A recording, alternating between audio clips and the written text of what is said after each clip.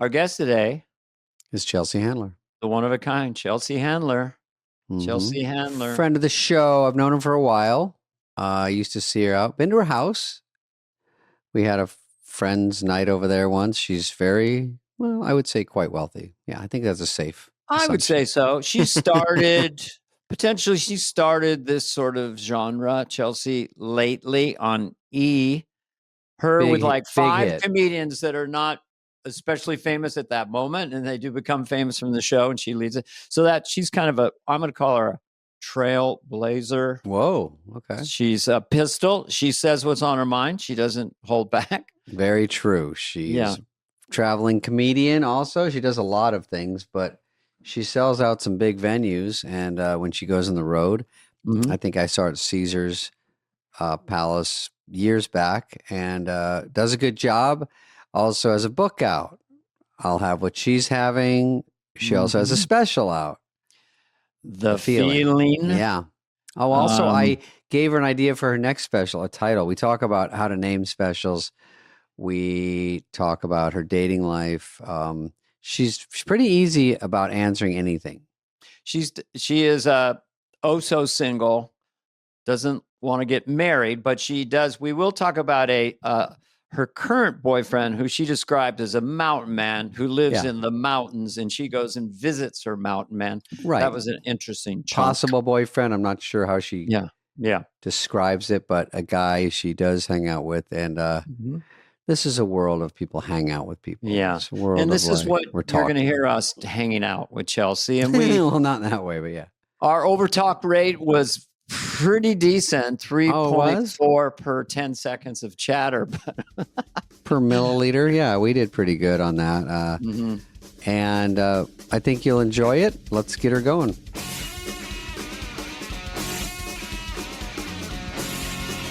Oh my God, penises! Hi, my 2 penis-faced buddies. I don't know what's...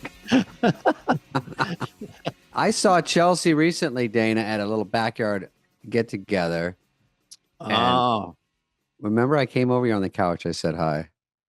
Was it at Ted's house? It was at Gervitz's, our manager. Oh, yes. That was a really fun party. Apparently, I left that party too early. I heard it went all night long and that you got on stage and sang. No, you know what? That was the idea. It was going to be people would sing, but by the way, I got there at 7 because everyone was a little older. So I got there at 7 going, oh no one's going to be there yet.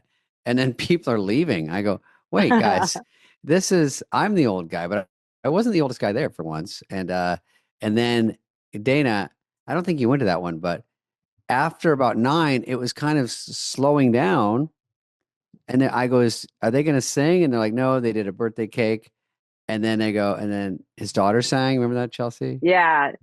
Lovely song. And then I said, I guess that's it. And they go, no, Eddie's not going to sing. And I go, oh, I thought we were all going to sing. Okay. So I leave. And then about 2 hours later, Sandler's like, you're up. And I'm like, I'm up. I'm in bed. are we doing this? And did you go back? No, he's too far away. It was an hour. Right. Exactly. There was a lull in that party after about 2 hours. And that's when a group of people left. I didn't know that we were supposed to stay and things were going to, there was going to be an act 2. So we may as well have left together, David, like we've done so many nights of our lives. So many times. And I liked it because the party was fun, but it felt like a long party and it felt like there's a cake and we weren't really bailing out. It was just like, I thought they were trying to say scoot, because there's probably 30 people left.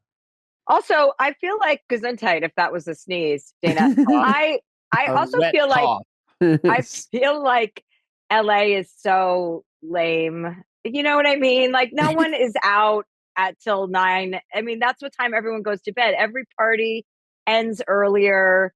It's just it's almost like it's so hard to even go out because the scene is kind of just so subdued. So many people are sober. It's just not what it used to be. I'm going to just throw that out there. I was going to throw that out there to talk about. Explain to me as a fellow human being why anybody in their right mind would go to a Hollywood party. No. Isn't it the most hideous? I mean, I like 4 people at your house for dinner. I'm not going to book it. That would be nice. 5, one conversation's happening.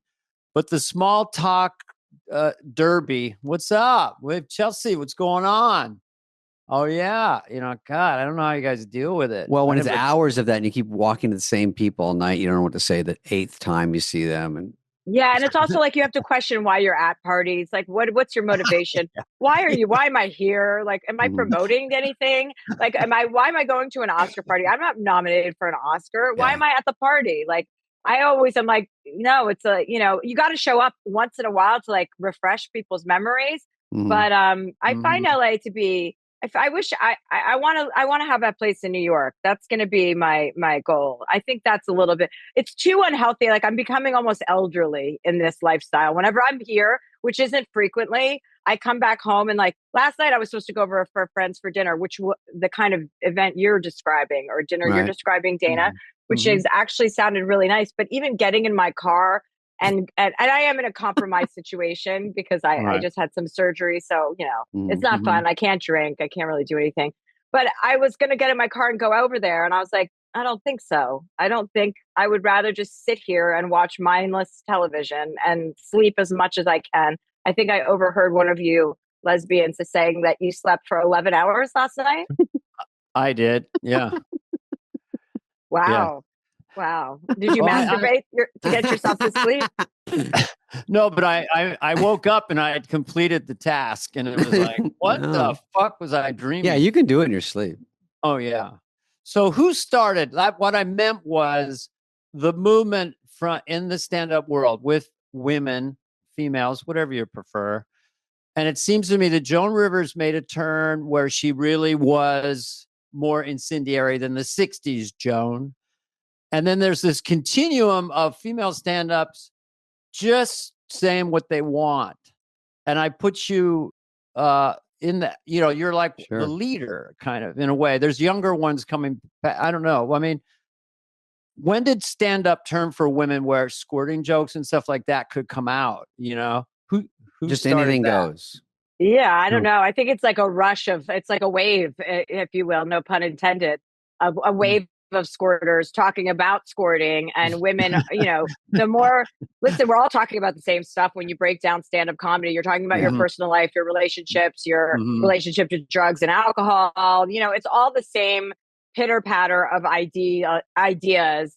And it's just like, how does your execution vary? So I guess if it's, the more women that are up talking about this, the more accepted it becomes by nature. And there are more female comics than there've ever been, but I don't know when it started. I mean, Joan certainly paved the way for all of us. I can say that. I didn't really realize that until she was dead. Like I was like, no, I paved the way for myself. I had an arrogance about my own success. Like Joan Rivers wasn't somebody I had looked up to. And then, when I did my homework and grew up a little bit, I realized what she went through and like, going to the comedy clubs, like women didn't even get on stage without being like, they would get on stage as characters like housekeepers or, maids or like, just like Phyllis Diller was kind of a character. Yeah, right. And Joan was like being herself and dressing up and going to these gross comedy clubs. I mean, we all know how gross comedy clubs are. They are. Yeah. That's where all disease begins. And that's where the disease in my shoulder probably began. And it's just presenting now.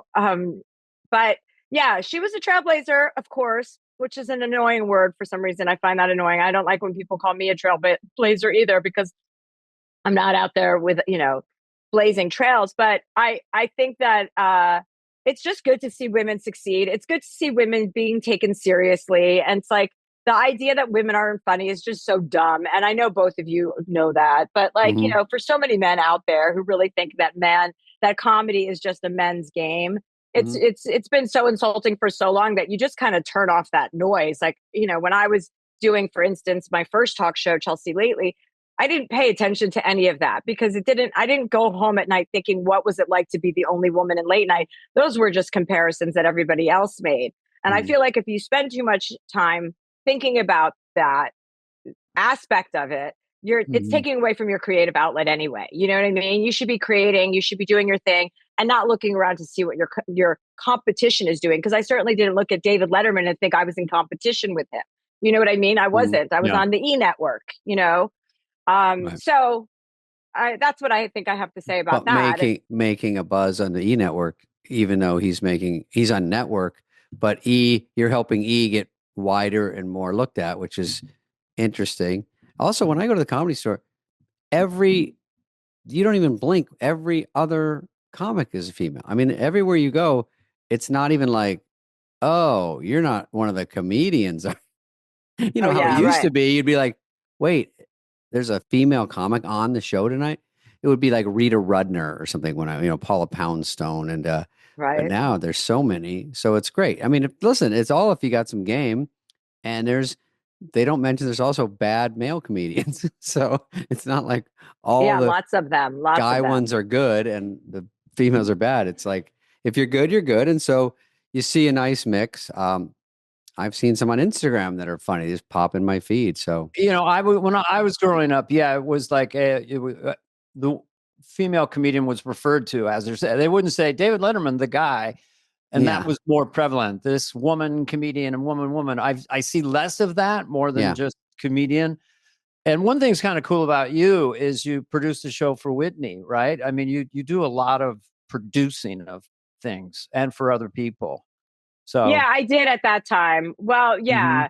Whitney's show didn't really last too long, but we tried. And then we produced a show for Ross Matthews. He wasn't really a production powerhouse Yeah. at the time I was there. So it was really hard to get. We did After Lately. David, you were on that show with us, which Mm-hmm. was like a satire of Chelsea Lately, where I was Mm-hmm. just like a really exaggerated version of, That the was funny.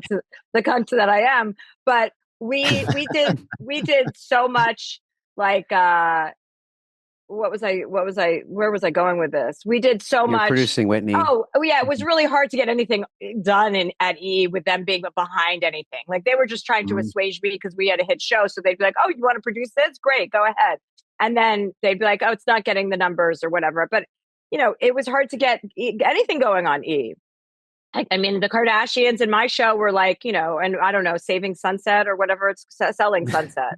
Saving Sunset. I think that was later. That's a You were different one. really, you paved the way for shitty flip Yes, shows. yeah. He really took a hit after I left For and the sure. Kardashians left. And actually, I know this is probably coming out later, but I'm about to host the Critics' Choice Awards, which brings me back to E this next Friday night, Oh, which is a oh, oh. full circle. I'm going back to my birthplace. I love that show. When I first saw that show with you and the comedian stuff, it was one of the first like lo-fi shows because cable was still coming up and stuff. And so it there are shows that do that now, but usually it was the band and the bump, so it was very cool how lo-fi it was and Yeah. Thank casual. you. Really stood Yeah, it out. was very casual.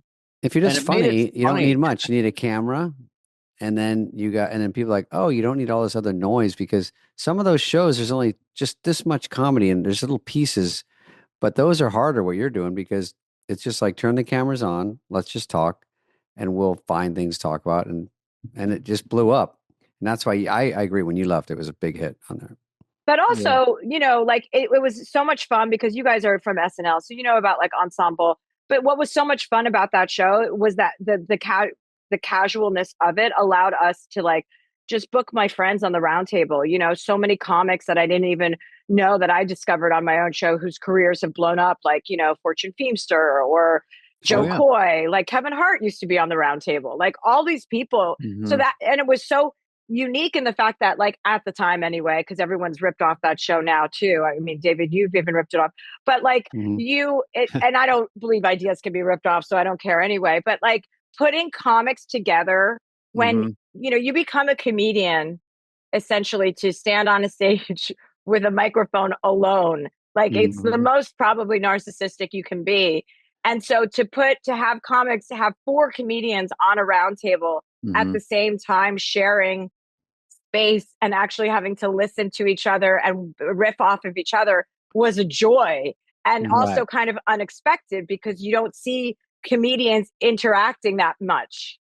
No, Carson would in the early days, he'd have people stay out there. So you might see Bob Hope and Don Rickles get in a fight or something, but that went away and it was one guest, one out, and then highly, highly organized with an outline of what you're supposed to get to in the commercial breaks. And so since Your thing was, I hate this. One of my least favorite words was just authentic. That when the comedians were riffing, you knew it was happening real time. There wasn't a rehearsal. It's not a setup. It's just ping pong, which made it really pop. So I see why it went on 7 years. You can also do, when I was doing David lately, which was not a ripoff. When I was doing Davey lately, the part of the fun, the hosting is kind of hard, but if you're dishing off, you're not doing all the lifting anymore. So you give someone a subject, and now you're just tagging what they say on their jokes, and then someone else jumps in. Now you're like, oh shit, if you get good people in there that can just bullshit like that, and then people just like to see like they're at dinner and you're just bullshitting basically. Yeah, and that's what's, you hang out with comics all the time. Like, the best things that happen are never being filmed. So you're like, oh, wouldn't it be great if we could film these conversations, which is essentially what that show became. Right. The green room, basically, is right. Bring it out front. So what, well, I guess we should mention before we get going away is you have a book, right? Coming out? I have a book. A book is called I'll Have What She's Having. That comes out February 25th on my 50th birthday. And then my special is called The Feeling. And that comes out on Netflix on March 25th, which is a month after my birthday. So I don't know when this airs, but you can just piece it together however you'd like. We'll do it. But all right, yeah, so The Feeling is Netflix. So because I remember I came to see, is it possible I came to see you at Caesar's Palace once years and years and years ago? Did you ever play Caesar's? Maybe? Yeah, I do. Yes, I used to play Caesar's Palace. Now I do a residency at Vegas where I perform once a month, which is how much time I'm willing to spend at Vegas. I perform once a month at the Cosmopolitan at the Chelsea Theater. So I perform inside myself. But I was at Caesar's many years ago. Years. Because I think it was during maybe your show, and I think Brad Wallach, those guys were there. I think. How many specials have you done? Which one is this? I don't know. Actually, 4 or 5. 4 or 5. Probably 5. So how did this one feel? Because I think it's very hard. I did a couple. They sucked because when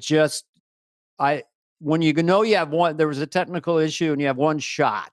And you've kind of worked on this stuff in little clubs, and now you're in a barn with 1,400 seats and 3 balconies. So how did this one feel? Like your experience of the other ones, what you want to land is like a feeling, basically, of how you're authentically your best self on stage, right? Not shooting a special, in a sense. No, I think you do treat it like you're shooting a special, but you're supposed to you're supposed to shoot 2 in a row. Dana, sorry, David. I would need a nap. I'm too weak and old to do 2 in a row.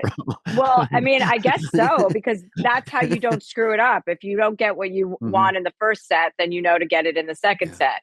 So somebody should have definitely told you that. No, it's all or right. You can do 2 shows in 2 nights, more expensive, but you can do. Yes, right. Of course, you can do that. Then topic wise or material wise, is there something that is a little surprising for your fans? This is just me asking off the top of my head. Like, are you stretching the envelope further in terms of honesty? Because it's sort of your brand of like. Oh, I'm always honest. I'm always, But are you even more honest?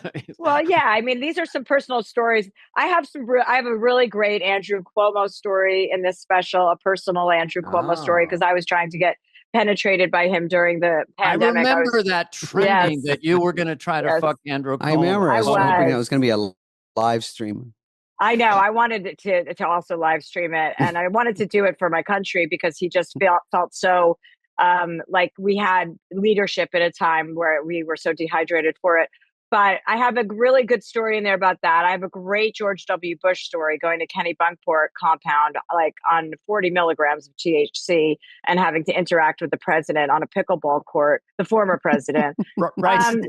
So there's a lot of sharing. The feeling is actually a reference to something I did as a child, to like at the jungle gym at school, to get a certain feeling around my Pikachu area that a lot of 9-year-old girls did. And so that's a reference to that. I take you from my youth into my adulthood and kind of telegraph the fact that I've always been this way. But yes, the special felt great. You know, I'm at a point where I've done this for so long. I'm very capable and confident in what I'm doing. I don't have, I'm not worried, about it. I'm like, you get to a certain point, I think, in your career, as I hopefully the two of you can also attest, you know what you're still here because you got yourself this far. So like, you know what you're doing. You don't have to be in your head about it anymore. At a certain point, you realize that's just such a wasted energy and that you're successful because of you. So just keep doing you.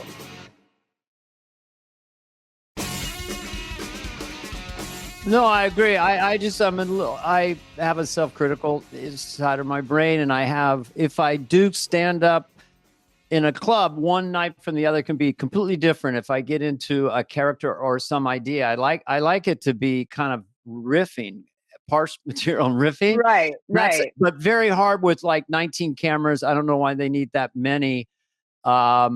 And then I get locked into doing my outline. Like, okay, I've got to get to this next bit. But if I was live, I go, oh, I'm going to go over here and do Anthony Fauci for 10 minutes. So, you can't do that during a special. Riffing, it would be very difficult to capture because you don't know. Yeah, right. unless you did 10 nights, unless you did a lo-fi crew and did 10 nights. But or crowd work.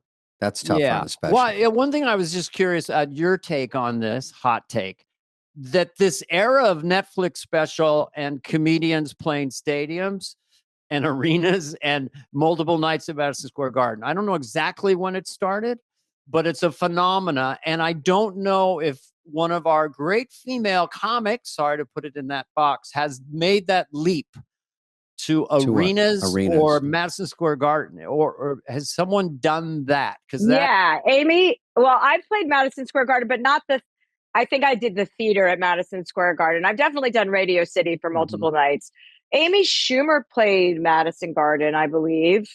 There's 20,000, 18,000. Yeah. That's a big one. Yeah. I mean, that's going to happen. I mean, Amy did arenas. I did an arena tour, at some point in my career. I don't do arenas now. I do like usually 3,000 to 4,000 seaters, but like, I mean, I think it's going to happen. There's so many people coming up. Taylor Tomlinson, she sells tons of tickets. Otsko.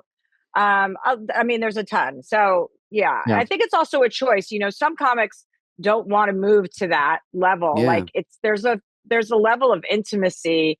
I remember dating Joe Coy, and Joe Coy does arenas. Yeah. And I would go and do guest sets at his shows, and I'd be like, this is too many people. Like, how can you, I have so many facial expressions and like subtleties. How can that be captured in such a big stadium or arena? And I remember getting off stage being like, easily. So like, you kind of have this attitude like, I got to keep it intimate. But then when you're exposed to that kind of audience, you're like, whoa, this is fucking awesome. If they lock in, it's okay. Yeah, you need screens. I would say. There's always large screens. Okay, that works. Yeah, a lot of my jokes are very small. They're not even jokes. Actually, it's not funny. None of my stuff is funny. And so it's harder to play any room. That is difficult for you, David, as a comedian, to not have funny material and or be funny yourself. It's a deficit. You do so well with all that, those problems of not being funny and not having funny material. Sometimes I do, actually not on my own, but when I play the bigger rooms with Adam or something, same thing. It's harder because you see guys like in the hallways where it's like at a concert where you see those guys. There's guys selling beer over here. There's always someone talking. There's always people drifting off. Not everyone's ever focused at once. But if they're locked into you, like if it's your crowd, I always say Nate Bargatze, his crowd, he plays big places, and they're just waiting for like throwaway jokes, setup jokes. They're laughing at setups and they're just like so intently listening. I go, that's the dream. Just get people like waiting for every fucking thing you say instead of the big swings. You're like, yabba dabba doo. You got to really sometimes to get everybody at once. You go bigger. I don't know. Yeah. No, I don't think you do now, David. I don't think you do. I don't even know what's going on right now. So what? You're a busy human being. Entrepreneur. I like the word entrepreneur, even though I have no business. No business. We have a correction. I have 5 books now. This new book. Books do really well. Why should people go buy this book? I'll do a Larry King. Great question. You know what? If you're into me and you're into my stories and you're into my humor, go buy the book. If you're not, skip it. Like, this is my 7th book. And my 5th or 4th stand-up special, to be determined. We still haven't figured that out. And I don't know. I like to be I like to hustle. You know what I mean? I Yeah. like to do my own thing, and I don't really like direction from people. So as long as you are an entrepreneur, you're in charge of your career. Yes, You're not someone for hire. You do the hiring. right. Like I don't like to be. I have been hired for jobs, but historically, I work best when I'm my own boss. So I do my podcast, I do my specials, I do my books, I do my TV stuff. But I try not to have a long-term position where anyone is giving me notes on anything. I would say the only time I've really not enjoyed show business is when I was working with people with different sensibilities and they had power over me. Yeah. That's the worst feeling.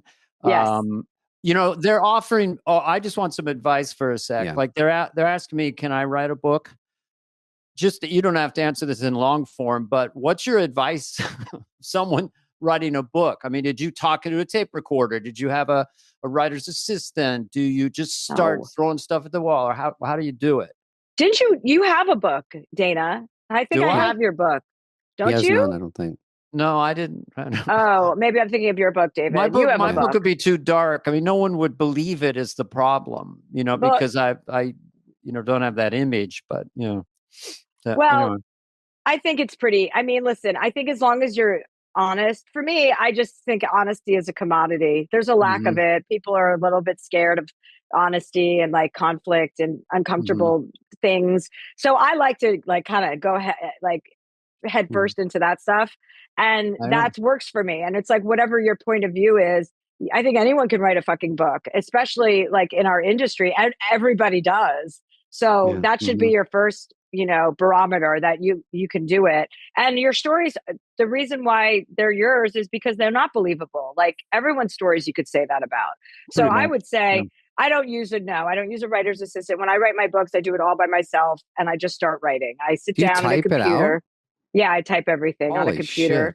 And then I have an editor look at it. And then when it's like shaped and it's in some sort of form, I'll start sharing it with people. But usually I don't like too much feedback. Like I have like 3 or 4 people whose opinions I respect. And then based on that, I'll be like, okay, like I'll go to them for the cover or the title or, like my editor named this book, I'll have what she's having. I was like, I'm not naming a book. I'll have what she's having about myself. That's so stupid.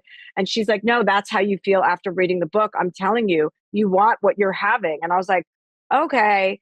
And then I had to think about it because usually I was like, that's a little, but then I was like, yeah, you're right. I want people. That's what I want to inject people with. It's like a little bit of optimism and in sad, dark times. What about when Harry met Sally, where she says, I'll have what she's having? Was there any conversation of maybe not referring to a famous romantic comedy? That's part of the famous. No, that's part of the reference. Oh, that's part of it. Yeah. So this is what you have to learn about books.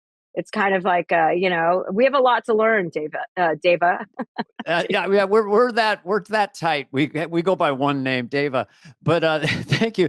The only thing I'd be interested in for you is like you're very honest, but then you'll get to a chapter or a point or a story where you're gonna hurt somebody maybe, and you like them or you don't like them.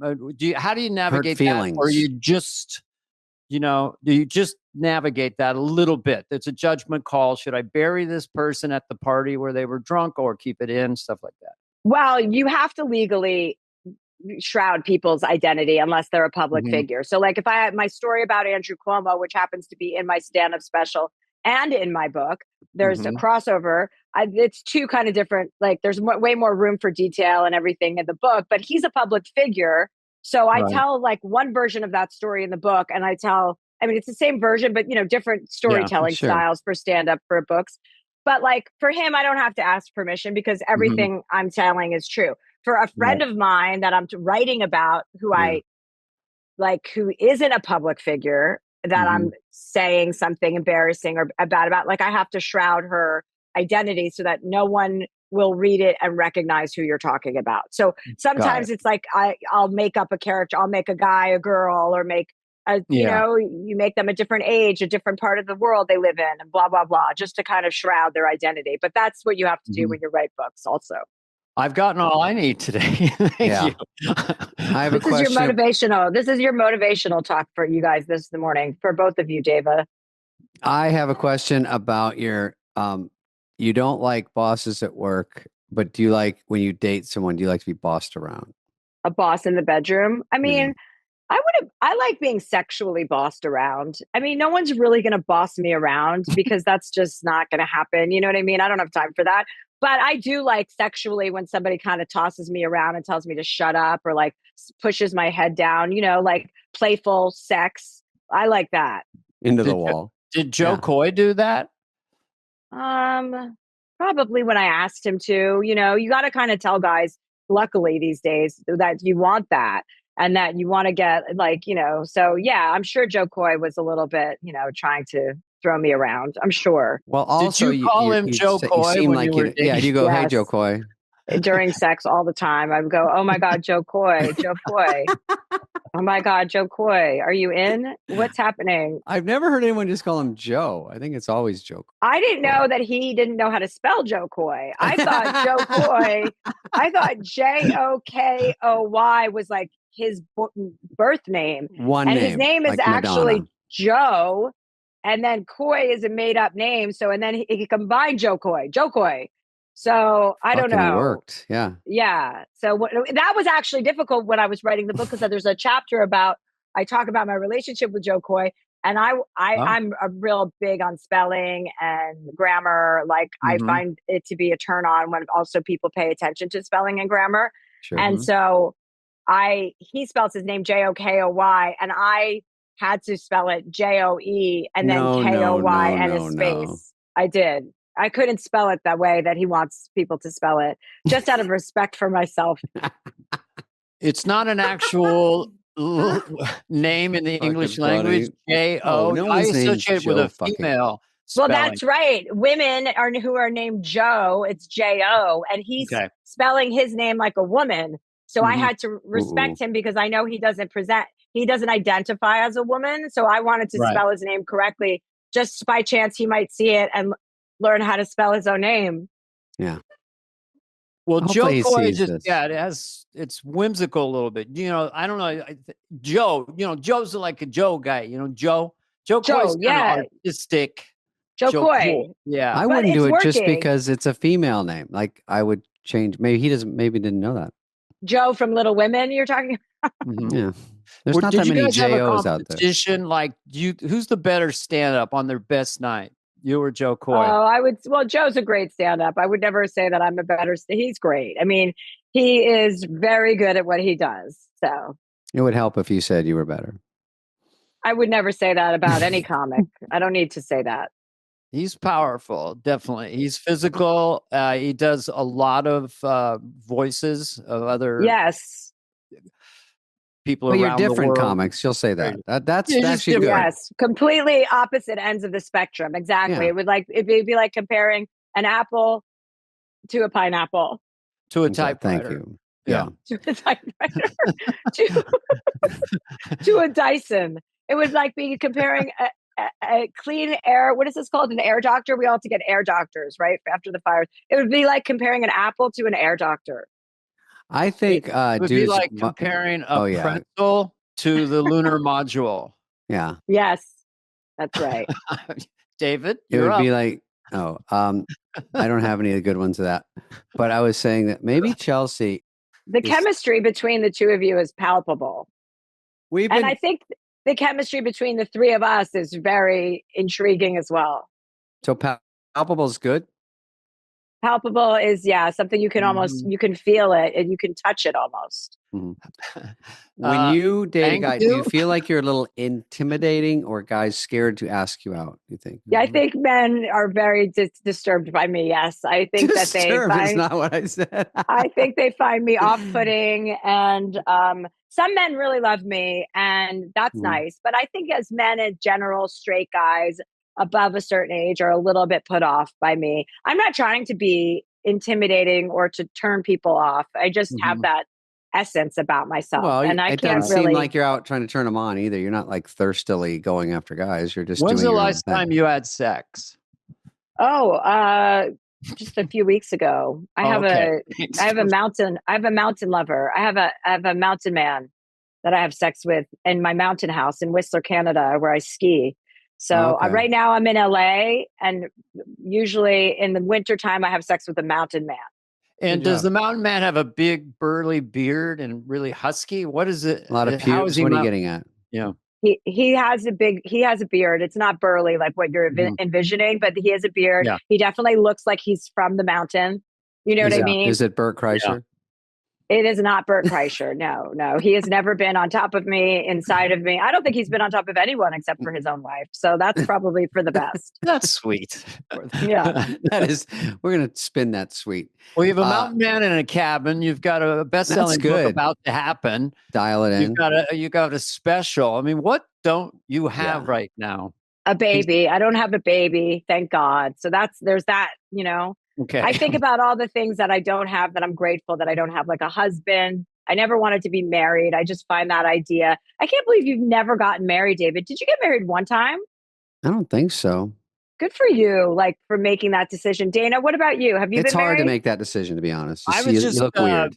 Born to be married. I've been married for 42 years. Oh, wow. Congrats on that. That's nice. I guess so.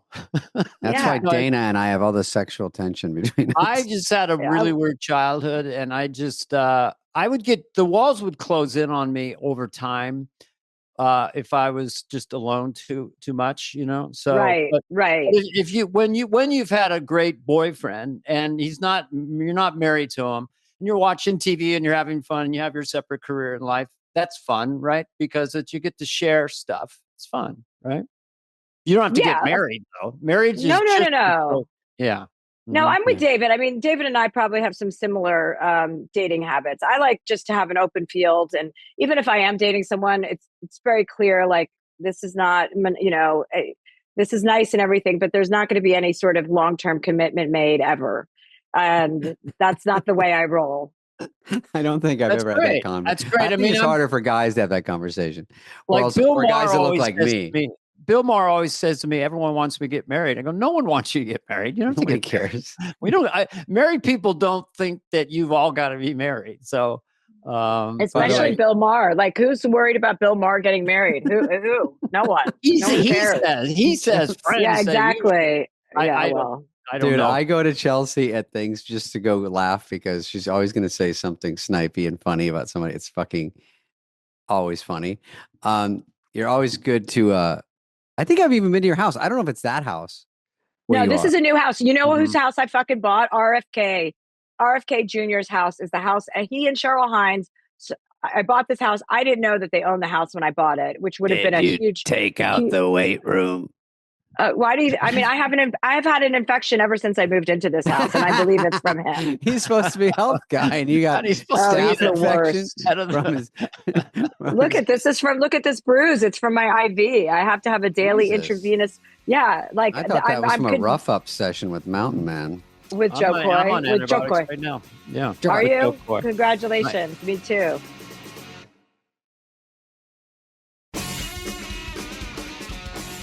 I did a benefit for the cardiovascular whatever. And I think Ryan Seacrest was on it. But it was a horrible environment. And I went out there and it was pulling a tractor and I bombed. And I came outside and I think you might have been smoking a cigarette. I don't even know if you smoke, but you seem like incredibly cool and confident.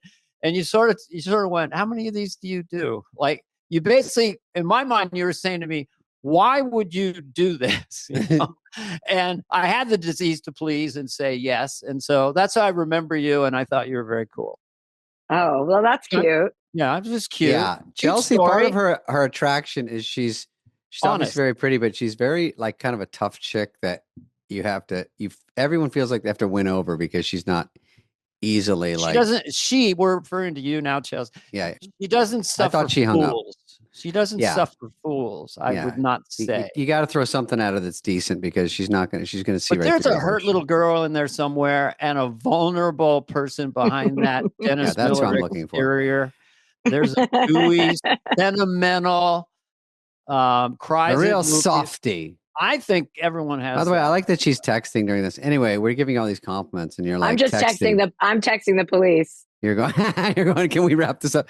So okay, I have two questions. Is going to be on the podcast. Okay, I have to say, here's two names for your next specials. Ready?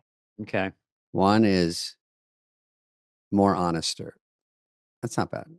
Oh, that's not bad. I like that actually. More honester. Because you're always honest, but you have another special. You're I've got one. Okay. I've got the balls. Okay. Okay. And here's one more. So those are 2 suggestions, and one of them more. I like. I don't have a baby, thank God. That's right. It's not a bad one because people are like, oh, I want to hear what that shit's all about. You can never. I feel like I've said that so many times that I like more honester though. That's a good one. I'm actually going to put that in my notes section, David. 2 words. Yeah. Mm-hmm. Quick. 2 words, 3 syllables. Mine was intentionally. I was going for the worst title ever. So his is actually good. I was thinking of, how about just Chelsea with an exclamation point? How about? She's already done that. Oh, she's already done that. I've done it. Everything is named eponymously. She spun that name. I've used that name up. I need a new fucking name. You know what's funny? Whitney and Chelsea, like, there's a lot of the female comics, you know them by one name.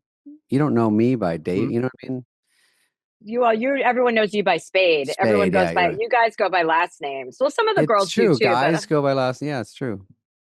Sandler, Rock, Spade. We even call each other that. Yeah, you do. That's right. Weird, yeah. Speaking of Hollywood parties, are you going to Guy Osiris' house tomorrow night, David?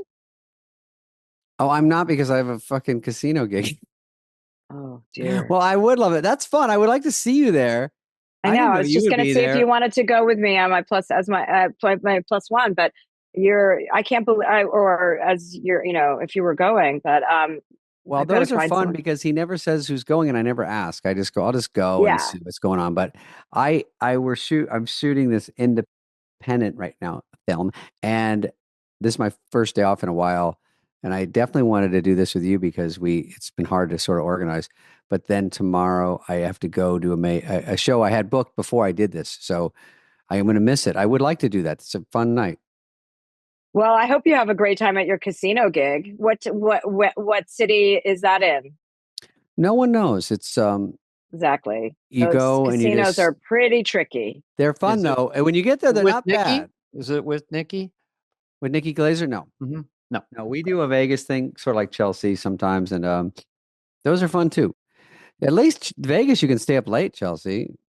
Yeah, I like to gamble. I like to play with like lots of money and gamble. I do my show. Usually I have a bunch of friends or family or whomever, like they come and they get a block of rooms, we hook them up. They come out, fly out with me, and then we gamble. And I love gambling. I love blackjack. I love supplying everyone with money to gamble for people who don't have money to throw around. And I always start with a certain number and I always leave and I always walk out with more money. Like I am so lucky with gambling and I have made that casino, I believe, luckier. What do you play? Blackjack? What are you playing? Yeah, Miracle Ear. I just fucking said it. Blackjack. I know. Well, I have a fever and I'm on antibiotics. I'm also on antibiotics with a fever. Just FYI, okay? So stop your complaining. I apologize. I'm perfectly You're on healthy. antibiotics? Yeah, intravenous. Look at this, you guys. I have a PICC line in my arm. Holy shit. I have like a massive infection. Fucking Amy Winehouse. I know. It's embarrassing. I'm like falling apart at the seams. But I mean, I'll be okay. Just like you'll be okay, Dana Carvey. Once you get... Carvey, the whole name. Listen, Ms. Handler... I have a question. Will be okay, Ms. Handler. Dana's the toughest one. Chelsea Handler. That's the special. That's what George Bush called me when we met at his Kenny Bunk board. He kept calling me Ms.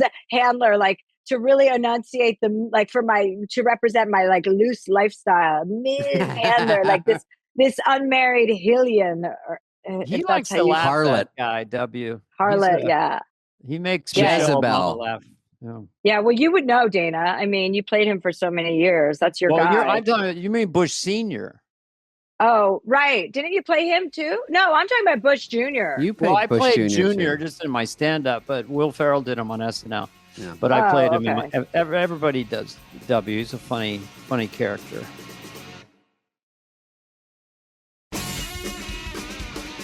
My podcast is called Dear Chelsea. People call in for real life advice, and it's. Okay. Yeah, so it's not like anything you guys would ever listen to. You take phone calls from fans and from real people. No, not fans. People who have fucking problems, and they call in. And I consider myself like a medical doctor. Yeah, I'm pretty smart about giving advice to people. I'm really good at it, and I'm really a good like motivator. Like, go get your shit together and make a good life decision. So yeah, I have a podcast called Dear Chelsea, and I'm really excited, actually, guys, to be spending this. It feels like a Saturday morning today, doesn't it? It's Friday, but it feels like a Saturday morning. I swear I thought it was Saturday. This is the earliest we've done one. I don't think we've ever in history gone earlier. Yeah, maybe. Okay, well, maybe that explains. I get up early, so I like this.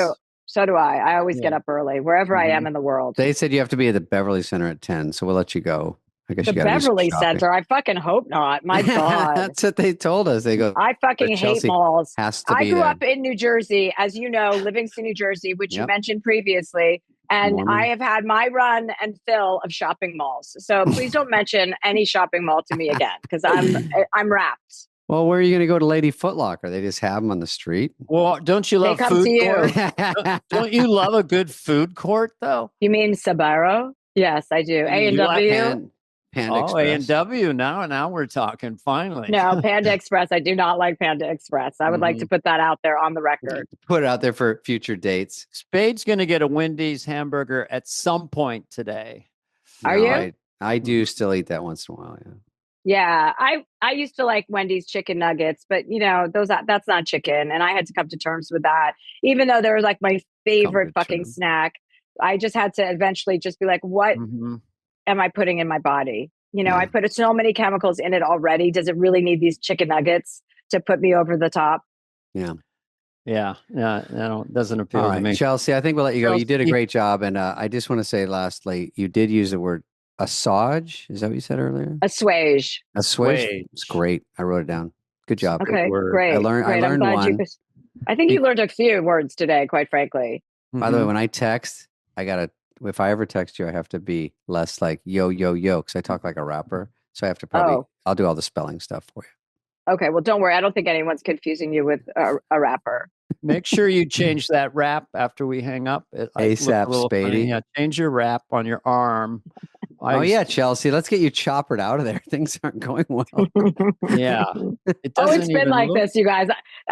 This is my life for the next week. So it's okay. Right. Don't worry. Well, you were perfectly charming on here. Thank you for doing it. Thank you. Nice hanging out. And I don't know who said this to me, but we'll see you around campus. We'll see you around campus. Okay, great. Goodbye, Dana, David, and Deva. Chelsea. Bye, sweetheart. Goodbye. This has been a presentation of Odyssey. Please follow, subscribe, leave a like, a review, all this stuff. Smash that button, whatever it is, wherever you get your podcasts. Fly on the Wall is executive produced by Dana Carvey and David Spade, Jenna Weiss-Berman of Odyssey, and Heather Santoro. The show's lead producer is Greg Holtzman.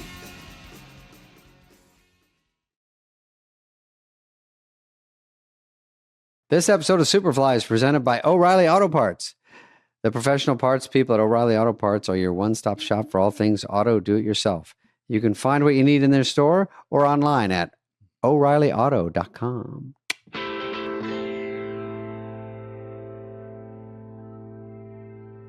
Superfly. I'm going to zhuzh up the background soon, everyone. Just so you know, it's not going to be, it might be green, but I'm going to put some stuff up. I should put a shelf, put some cool things.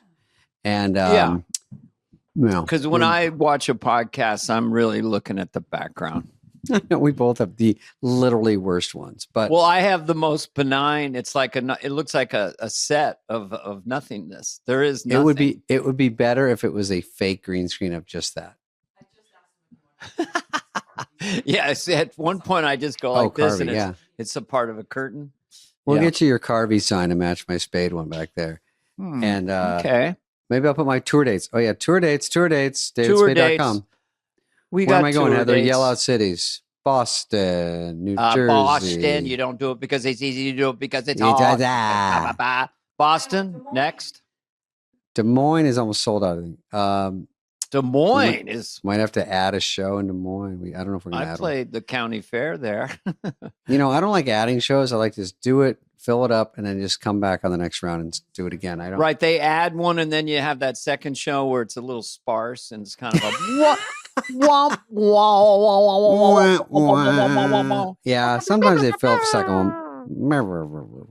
So I'm doing ABQ, Albuquerque. Albuquerque, okay. Portland, I've done a lot. 5,000 feet. And Portland has a lot of. I've been there the most, but they always have a good crowd. They always show up. So what is it? The Albert Schneitzer Theater? Is that? I think it's the Albert Schneitzer Hall. I played that years ago. Yeah, I never forgot the name. I could never pronounce it, but the Albert Schneitzer. Arlene Schnitzer Theater. Something like that. That's why the audiences are good, because their expectations are so low going in there with a name like that. Oh, Omaha. Omaha gets a shout out. Try to get some new insurance when you're out at Omaha. Try to get some. That's the health insurance capital of the world. They must have been so stoked when Peyton Manning was like, Omaha. Remember Peyton Manning, football player, doing audibles. Omaha. What's your Omaha? Give me some of your week before we get into the hard hitting stories. Went to LA. My wife and I flew to Sun Valley. Okay. I'm not the happiest flyer, but it was nice. It was one of those kind of smaller planes, maybe a 40-seater. I don't know how Kevin Nealon would have done in this thing. I mean, I hit my head constantly. You hit your head, and Kevin Nealon's I'm hitting my head. I'm Land of the Giants in this thing. And then if you come into Sun Valley, I'm kind of like, okay, it's kind of tight. We're going to make a turn. I'm not really. I look out and it's like, what? I mean, it literally, I couldn't exaggerate how close the mountains were. Have you ever flown in there? You could count. I always think, do you guys know what you're doing? Well, I found out later, and I'm not saying the airline or whatever. The flight attendant said, well, they probably don't want me to tell you, but they have to have special training to be able to fly into Sun Valley. So you get extra training. So they get in some simulator. So we got shitbox hills on both sides. We'll try to snake through. That's right, Clem. Pass. Dude, terrifying. It's like Aspen is a little scary. So it's 6,000 feet. You feel a little funny, unless you hydrate. You get sick. Yeah, altitude. Yeah. I do the gig. I do 3 or 4 meet and greets. Mix and mingle is different than a meet and greet. Grip it and rip it. What is it called? A grab and grip or something? A grip and grin. Grip and grin. It's fine. Hey, it's part of the thing. Everyone's incredibly nice. Everyone is all ruddy faced, and they look like they're about to ruddy faced. Well, they're just sort of they're in puffer jackets and boots tucked in, and they're ready to ski. It's like a nice area. Am I crazy? It's gorgeous. It's gorgeous, and we had the flight wasn't until 5, and we stayed there. We weren't really thinking about anything, so we'll pick you up at 3. 15 minutes to noon, they say, hello, it's the front desk. We need you out by noon. We need you out in 15 minutes. We got stuff out of your room. Yeah, get out. I go, fucked. What do I get out now? I mean, stuff was, we were ready to gathered up, but then our contact person bought us 2 hours so we could get out at 2. So we went down to have lunch. And I don't want to exaggerate how mellow this waiter was, but he literally, he took our order and he's about 7 feet away. And I'm like, I'm about to fly. So I'm like, could I have a beer? And he goes, yeah. He didn't even say yes. He just, yes or no. About, I don't know, gummies or just so mellow at altitude. Gummies. He's like, what kind? I go, I don't know. Stella Artois. I'll check. So then 10 minutes later, it comes back.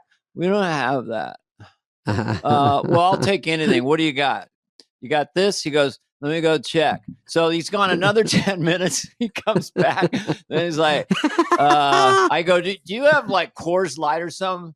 I think so. So anyway, it took 40 minutes, but he's a very nice guy. But yeah, he was mellow. Yeah.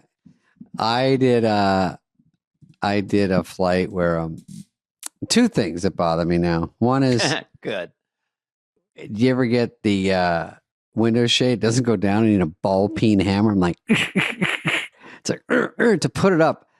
Plus is my weakling neck. I'm like, trying to, military it straight up, and then Dish. And then dish. For that, because it just goes up like a quarter inch every time. Like, I can't spend this much effort and energy just to be blinded by the glare. And then the pilot does this bullshit. I don't know if you noticed this. You get on and you're just sitting there. And they go, well, we got everybody on. We're about to push off. Just waiting for a little bit of paperwork from the flight attendant. I'm like, paperwork? Are we? Do you have a briefcase? Who has physical paperwork? He's like, we're just waiting for a Xerox copy of a couple things. And then, is anyone out there have a printer? I'm like, what are we talking about? Does anyone email you anything? Jesus, you're going to be fuffling with envelopes when you're going to be getting on the joystick to get us vertical. Okay? Yeah, you got to collate some documents first. I mean, I'll tell you. What? Yeah. Who comes in like a mechanic? Like, if you could just initial here, press hard, 4 copies. Oh, they do sometimes. They have to sign off on the plane. And the technicians are coming in and out. They got big orange jackets on. They're coming out of the cockpit and they're shaking their heads. And we had some technical issues. And it is just that some idiot in the back couldn't get the window up. It's usually like a tiny thing, like it's a beverage cart has a stray wheel. But here's 2 things. I didn't want to be a silly senior. During the flight, it's like, okay, you press a button and then the thing comes over, the tray. And so this particular plane I'd never been on, you press the button and it folds out from inside and then you have a tray. So everything. Oh, easy? No, but everything I tried, the tray didn't come out. But I said, I didn't want to ask for help. Okay, I'll press down. Not you. I'll press here. So flight attendant 27 right out of Utah State. All right, let me get that for you, sir. Press the button. Boom. The other one that bugged me, now that you remind me, is he goes, well, it's a one plane in, 1 plane out. So we're going to have to wait a little bit. Unless something happens. It said flight attendants, take your seats. We can go now. So everything is a little intense. They go, just take a time, relax. We got a window. Let's go. Everybody shut up. Exactly. We're 4th in the lineup here, but if everybody seats so anyway. Oh fuck! They moved us. Go! Scramble! Go! Yeah. One guy goes, "We were gonna wait an hour. We get to go now." I'm like, "We were gonna wait an hour? I didn't know that." So I did my rodeo shtick because the flight attendant, I could shake her hand. Yeah. That's how small the plane was. So I did my rodeo star. I'll go back here on an airplane. Yeah. So I loosen the seatbelt as far as I can. I grab the edge of it and I say to her, rodeo guy on an airplane. And I go like this, And you zip it tighter though. I zip it super tight as if he's on a horse. Yeah, that's good. I saw that. Yeah. So she loved it. I saw that live when we flew to our gig. I did it. Yeah, I do. I have plain shtick. You got some shtick. We have some solid shtick. I don't have any more great stories, but should we introduce Pete? We'll talk about Tommy Boy anniversary real quick. Yeah, the one last thing. Our car got robbed at LAX. Oh, wait a second. This is a headline. Well, we decided, fuck it, let's go old school. We had a lot of time. All right, let's try the airport, man. So God, what a horrible idea. LAX. So first of all, it's like, is it fucking east, west, north, or south? So we're suddenly going around a roundabout. We're heading away from the airport. Yeah, stupid idiots. That's where the control tower is, and it's getting smaller. So let's go with you. And then we get up on top. We park the car, and when we come back to the car, we know what the fuck. So it looks like ramshackle inside. So we open it up. I had a mini iPad there. They didn't take it. What they did was they left a big red canvas bag in the front seat. Left it. And I said, just a fucking clue. Jeez. I know. We went down there for prints, and we saw the 2, whatever airport police people. There's no way they're going to bust anyone. They were smoking weed down by the machine. Yeah, man. I mean, so anyway, we got rid of the red canvas bag. We got out of there, but that was strange. And we know why it happened, because it was my wife's car. My car, if you walk away, it locks. Her car, you have to put your hand on the handle. So I went back for something, and long story short, you didn't. We made it home safely, and now we're here now. Well, I like these, things that happen in real life. That's a tough one. I would get so infuriated if that happened. It gets a weird feeling, like someone got into our car and was shuffling through it trying to get stuff. Someone fucked with you. It feels like bullying. It feels like shit. And of course, no one does anything. And then if you go to the police, they go, in LA, of course, like, you know what you should do is put a cage under your car so people can't get under and get your catalytic converter. And you know what else you should do is you should put more locks. I'm like, how about throw criminals in jail? They're like, no. That's where we draw the line. But we have a plan. We're working on it. But right now, we don't really, that's not our thing. Yeah. We don't criminals prosecute. in jail, the fucking good guys being the victim. You know, it's like the good guys are the ones they go after. Now, I don't know. Because I just saw in England, it was one of our stories coming up, is like, you know, it's bad when everyone's carrying a machete. And now, you know, they're carrying a lot of machetes. Now machetes are illegal to carry around the streets. When was that okay? If I saw someone with a machete, I'd shit my pants. And so many people are walking with machetes to rob people and hack people and on the streets that they go, okay, it was fun for a while, but ixnay on the machetes. So isn't that crazy? A machete, the name of it and the strength of it, it's a fucking Scary. sword. You're walking around with a sword. You can behead someone in a second. I knew someone, Francis Cronin, he was in the Irish Army, in the UN, in Africa. Francis. And when you would talk, he'd go into the town, you'd talk to townspeople. Most of the time, the dudes had a machete just in their hand, just sort of just walking around. It would make me a little give me anxiety. Yeah. Because what are you doing with a machete? Even a knife is bad, but a machete means real biz. Like I'm up to really no good. What I would do is have a fully loaded bazooka and just be holding that and just chatting like, you know, I don't know, partly cloudy tomorrow. What? I'm not sure what's up, but who could do the sound effects of a bazooka going off? You rack it in there and then now you're getting ready. No, it would be louder than that. Slow motion. Just the reverb from the thing. The kick. There's that. And then it comes in.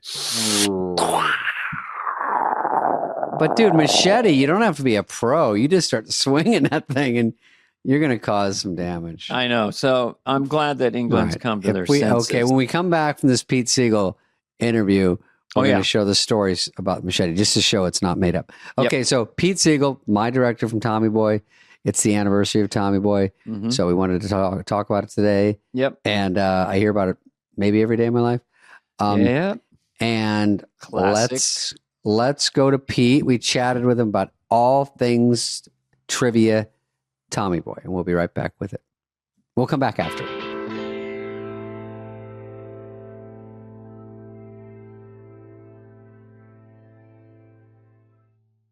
This next segment is brought to you by O'Reilly Auto Parts, the professional parts people. Welcome to our special edition. Yeah, welcome to our special edition of Superfly with a spin on Tommy Boy, the anniversary, which I don't like to say what anniversary it is, but it's a lot. It's a while back, but number 30. And we have the director. Well, I didn't take long. The director of the movie is actually talking with us. So yes, this is Pete Segal, who had a huge hand in making Tommy Boy a hit. And thanks for coming on. Thank you for having me. Yes, we are excited to have you. The funny thing about Tommy Boy is I keep reading different stories about it because, you know, it's the anniversary, so more things pop out. You and I probably are in charge of some of these stories. But there's just so many. I wanted you to tell Dana first, and then we'll get into you just saying anything you want about it, was when you got hired, the hiring process, because I remember it got a little sticky. Well, I had worked with Farley twice before Tommy Boy, once on an HBO special I did with Judd Apatow, and then on a sitcom, The Jackie Thomas Show, which was sort of a loose spinoff of Roseanne. And so I just knew him from those things. And I just thought, gosh, you know, if I ever got to direct a movie, I would love to do his first starring role. And then about a year later, I get this script on my desk. I had then gone on to make my first movie, Naked Gun, the last one. Oh, cool. And got this script called Billy the Third, a Midwestern. And I didn't really know anything about the process. I've learned a lot over the years since then, how that script got to me. And I said to Lauren, I said, I've got a lot of notes because I love these guys, but the story is kind of wonky. And he said, we're just, go in and tell the Turners what you think. And I said, do I hold back? He goes, no, just go in, everything. Pretty good. The writers, the Turners. So I went in and just, pew, pew, pew, pew, guns a-blazing, notes. And they looked at me with blank expressions, and it was bye-bye. And so I left, and that was it. And then I thought, okay, well, I guess I blew that one. Weeks went by, weeks and weeks, and I get this, and I think I checked with my agent, hey, have they hired anybody yet? Oh, they're still looking. I'm like, okay, yeah, maybe some other people are feeling the same way. So I get a call then from Sherry. She said, I want you to come back in and tell me everything that you told Terry and Bonnie. I want to hear it myself. The head of Paramount, sorry. Yeah. Wow, Sherry Lansing. Yeah. So I thought, I feel like Honey on the Causeway. I'm all alone. So I went in, I hit that hallway, that long hallway to her office, and the door opened like she knew I was coming, and just arms out, honey. And she, the hook, line, and sinker, they were in. Well, they were also desperate. They'd, blown the hiatus. They desperately needed someone to come on. Right. And so that's how I got it. That was part one. This is a long story, so I'll just stop. I like when it gets a little ugly. The time frame is the hiatus because of the summer SNL. hiatus from SNL. Yeah. So there's a time problem. We have a window. Yeah. And we blew that window. And what that means is now Dave and Chris are going to be having to fly back and forth, doing Saturday Night Live and shooting a movie in Toronto at the same time. Oh, right. This is bad. They could do it. So then, and it made the movie more expensive too, because it, what could have taken, 30 days was now going to take 45 days because we only shot 3 days a week with the guys. And did you stay in Toronto and just chill and maybe try to do pickup shots or anything you could without us? Yeah. I remember one time, with Farley especially, no one could double him, so he had to do all his own stunts because he was a better athlete than any of the stunt guys his size. But one day For sure. I had to shoot a shot of Tommy Callahan walking away from the funeral down this, row of beautiful fall foliage. And I used his double. Chris hated it because he said, that's not how I walk. No more of that. I'm going to do every single shot. I'm like, okay, well then we're just sit here and wait. Who was this guy? Danny? What is it? Remember his stuntman? I think he used him a lot. I don't remember. Mine was Danny. His was probably a great stuntman, by the way. Yeah, great stuntman. The walking is a good inside baseball thing to talk about because actors get very particular about that. Yeah. Well, first time I went to, I think Chris was new to the show, went to an SNL party. We're out on the sidewalk. Hey, lady, whatever he does. And then he just jumps up in the air and just flies on his back on the cement. So this guy was a stunt. I mean, who's going to show off for you? He could really throw his body around, obviously. And he probably got hurt quite a bit. Well, Dave, you tell him about the 2x4.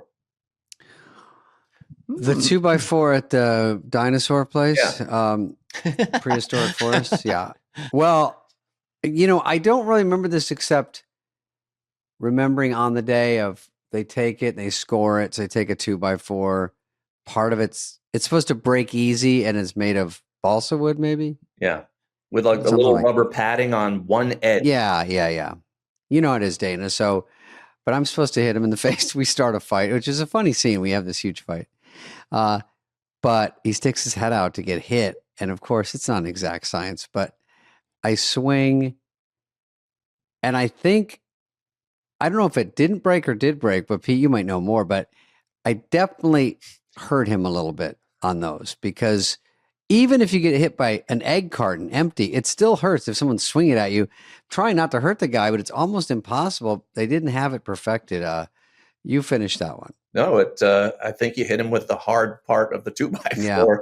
And yes, it broke and he went down and, that must have stung. He wasn't happy. Yeah. Well, he was very good at taking hits, and also no one else knows how hard he's getting hit. You can't tell, and that was obviously a problem. And but he just gets up. So probably stage 5 concussion, should have been choppered out of there. But when he doesn't want to show any weakness, and he wants to show he's a pro, and he wants to always get hit and fall down and show that, look, this doesn't bother me. And that's a pro, but it's also tough because these days there's probably more scrutiny on it. But we're running sort of a ragtag mission out there, and we didn't really know. I don't think Pete knew. We just, it just, you go back, and I think, remember one time when the coat didn't rip, when he was doing Fat Guy in a Little Coat, and he's screaming, because I saw this on some outtakes lately. Yeah. They made it too tight, and he's trying to rip it. It's really hard to rip a regular coat without being scored and cut in the back. So he's screaming, and he gets mad because he's like putting everything into it every take. That's the hard part. No rip. Could I just have a question going back a little bit, because I want you as a director, and just in the broad strokes without laying claim, but just what was besides whatever the story was, the first draft, because you got, the first draft people just kind of throw it out there. What was besides the specific notes, what was missing and what did you capture? Because obviously the movie is now a classic comedy. I mean, it's the movie. And so can you remember like the core things you were trying to figure out with that script? Yes. Originally, I think Lorne had pitched the show. Obviously, this was a vehicle for Dave and Chris, but the story had a lot of the Rob Lowe character in it, and he was a lot more integral in that story. And as a matter of fact, it was more about them being stepbrothers. And I thought, I don't think that's the story. I think the story is about the two guys who do not get along at Callahan, who have to work together and save the factory and save the town. And I also thought that there was, another story between a father and son. And I knew that was very important to Chris because he had a very close relationship with his dad. And so those two things unraveled, what we had in the first draft from the Turners. And then who are great writers, by the way. They're great writers. They're great writers. I just had a different take. And then Lorne said, okay, I'm going to send you out, some help. And he sent out Jim Downey and Fred Wolf. And Downey came out. He had apparently just fallen in some poison ivy. And he was perfect. Fallen into a vat of poison. His face was caked with calamine lotion, but like dried up, kind of peeling. And he came out and we talked. Good look. For like a week. We had lunches and I heard stories.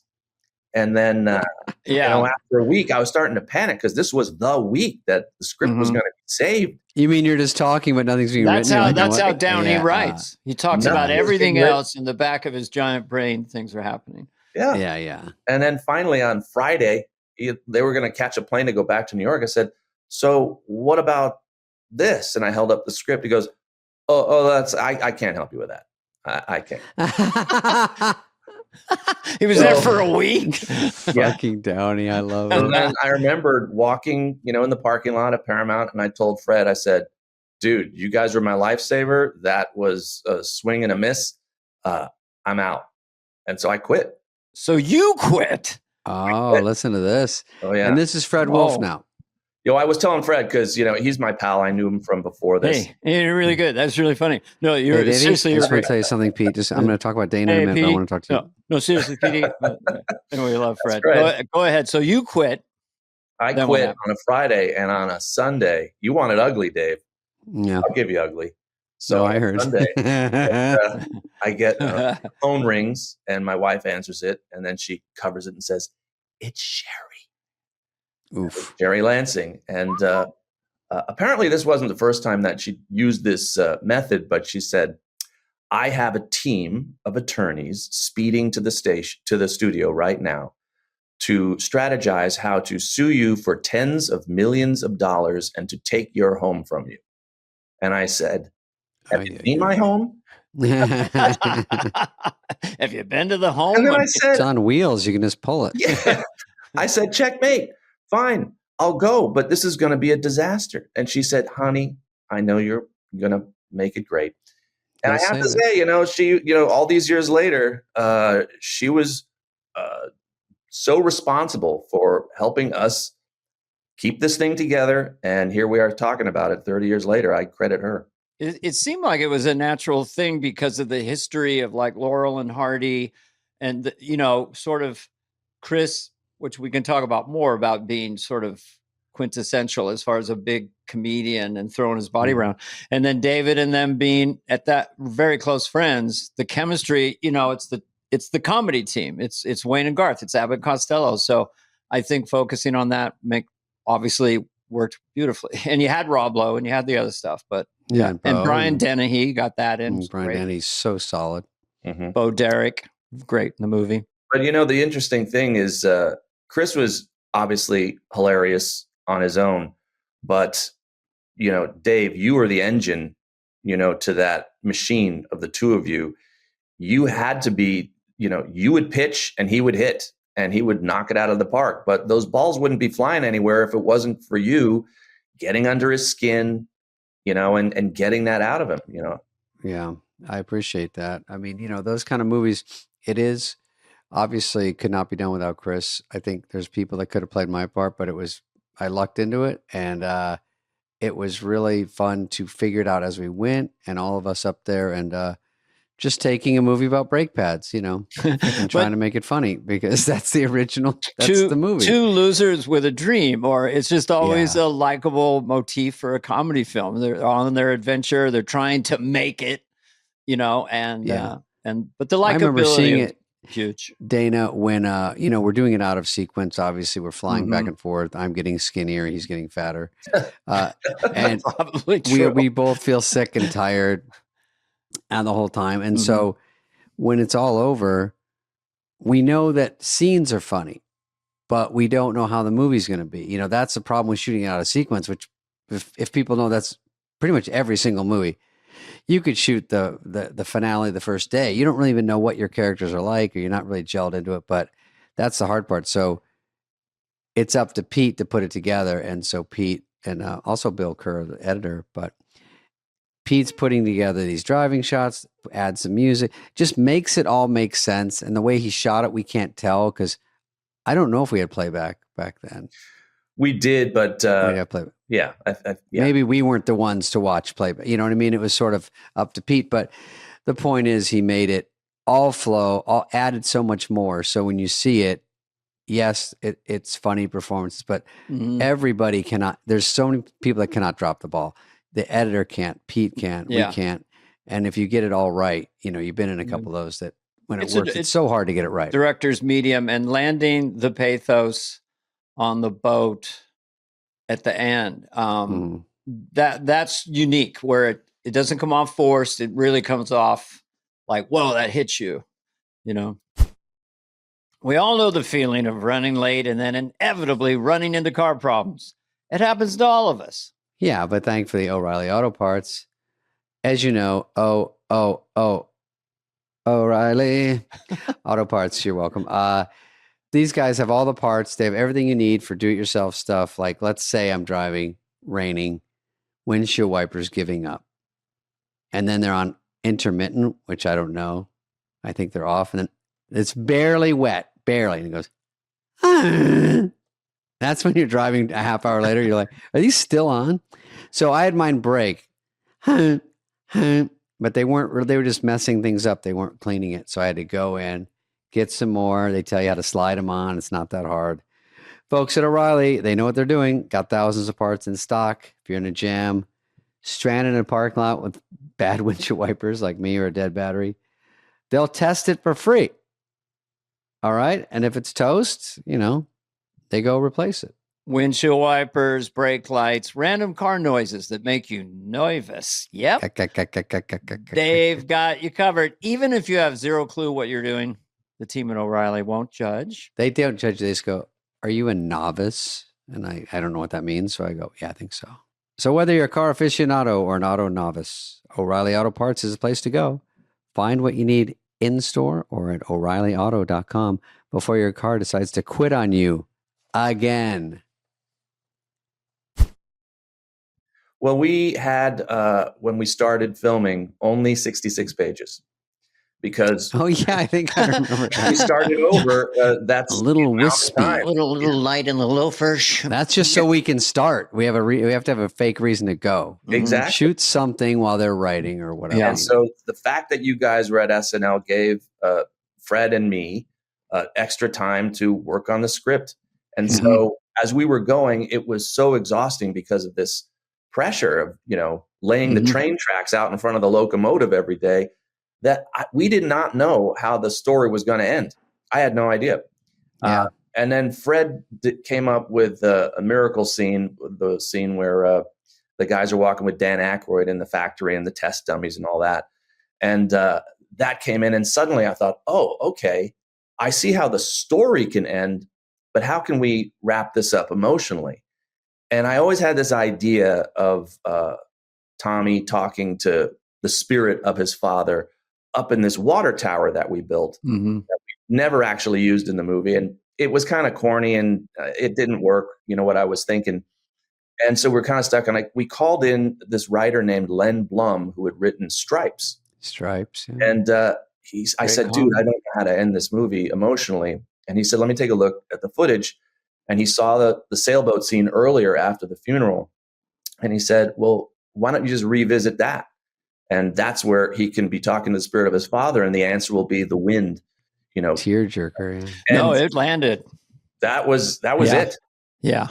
Well, I just, this inside baseball, people would like it. Like when you first assembled and you do a test screening and you get cards back, what was the first test screening like? What was the range of the scores? I think the highest score we got was an 82. So we started in the 70s. But one thing, because I had just come from Naked Gun, and the Zucker brothers learned from the Marx brothers, who rehearsed all of their movies in dinner theaters so that by the time they got to the set, their material was tight and they knew what worked in front of a crowd and what didn't. That saved them. What the Zuckers did is they started recording the audiences sound-wise so that if you say, well, that got a big laugh, and then, David, if you were there, said, it got kind of a medium. Well, let's go to the tape. It was empirical. Okay. That's but then what we did, I had just been given, a Sony Handycam for Christmas, and it had that night vision. And so I said, hey, I got an idea. Why don't we hide this under the screen, and so we can see the crowd, and that'll help us shape the movie. That was the first time night vision was ever used. Interesting. And now it's standard. Oh, okay. So you see the crowd, you see the laughs, and then you're going to do a re-edit based on. If they don't laugh, you cut it out, and then if you see them shifting in their seats, they're bored. Look at what are we doing that's going slowly here? And what was David Spade's biggest laugh of the movie? Pete, I have to say that if I can remember back those old screenings, I think maybe the one that tested the highest was the deer smashing the car and us watching. Maybe. But over time, it is not the number one thing that is brought up. No. And what is? I mean, what happens over time when people see it 5, 10, 20 times? It's throwaway jokes. Yeah. That they remember. I mean, from Stripes, from all these old movies you picture. It's a Cinderella story and Caddyshack and just throwaway lines. But I think there was maybe Fat Guy in a Little Coat. Obviously, people still are aware of. One of my favorites was caught from you guys, and Fred and I were just like desperate to write down anything that you guys did funny in your interaction. Farley comes out of a wardrobe test in his suit, the iconic brown tweed, and he said, David, does this suit make me look fat? And you fire back, no, your face does. I'm like, that's going in. Yeah, that's going in. And that's how we heard about this thing he would do at SNL, Fat Guy in a Little Coat. Okay, we'll put that in. But he never sung it, that was a good one. One thing that happened in the boredom of making a movie, because you and Chris were used to live TV, one take, 3 cameras, done. Yes. And suddenly we're doing multiple takes, multiple angles, and it would get boring. But in that boredom, so I shoot Fat Guy in a Little Coat, I shoot Chris's side, done. I turn around, because we only had 1 camera, we were low budget, turn around, I'm getting Dave, and I thought we were done. That night, Bill Kerr, our editor, calls me and he says, oh my God, you got to go back and reshoot this. I'm like, what are you talking about? you didn't hear Farley off camera. He started singing it and getting all goofy. I'm like, you did? He goes, yeah, look at the dailies. So I looked at him, and sure enough, we turned around the next day and reshot it. Because Chris was talking and singing while David... He was bored, so he just starts fucking around, so the sound was messed up, and he was just bored and didn't know how movies were made. Like his sound was... Got it. Well, I think he was just doing it not even to get... Just like bored, and then it sounded actually funnier. I remember I saw an outtake recently that I don't remember, of course, where we're in bed at the hotel, and he talks about Zelensky, and I go, well, he's a nice guy. And then Chris starts hysterically laughing, and I try to hold the take, because maybe you use that one, but when people laugh, it's funny, but sometimes you can't use it. But if you wait a hair longer, you can cut away after. Yeah. But he laughs and he goes, what a fucking dick. Because I don't know, I guess it was the same thing, just giving it a different reading because of just we've done it too many times, that kind of thing. Yeah. Sometimes things happen. That is the thing about film is you're supposed to the crew's not supposed to laugh, and no one's supposed to laugh. And so there's this dinner table tension at Thanksgiving where where someone's saying the Lord's Prayer, and so you're laughing. So there's that tension there that does create kind of fun moments. I remember seeing one of another outtake I'd forgotten about was we shot most of what was Callahan in some abandoned post office, and it had holes in the roof, and birds would get in, and birds would start chirping like crazy, having a fight in the middle of takes, and Chris could not hold it together because he just kept looking up at the birds on the set. Did you know it was there? I remember there was some scuttlebutt about Bo Derek cutting her hair. Is that not true? I don't remember that. I just because she had long hair from, obviously everyone knows from the movie 10. Mm-hmm. Right. And she was doing a different movie, and she came right to the set, and she had short hair. And I don't think anyone knew. And we didn't know I don't know if it was an issue or not. I think everyone was just surprised. It kind of rings a bell. And I just heard an interview she was doing just a couple days ago where she said she was not even shooting another movie. She was doing another business in Asia. And she came and was got a phone call and was on the set the next day coming out of the pool in a bikini. Oh, yeah. I think I did hear that. And then she said, well, I must have been replacing someone. And I said, I don't think we had anybody. I don't remember. We were just so disorganized. Disorganized, yeah. We were just hiring someone the next day. But so the first time I met her, she comes out, and it's they have to show the wardrobe to the director. And she comes out in a robe and she goes, what do you think? Yes, they do. So she opens up her robe, and first thing I'm looking at is Bo Derek from 10 showing me this bikini on her.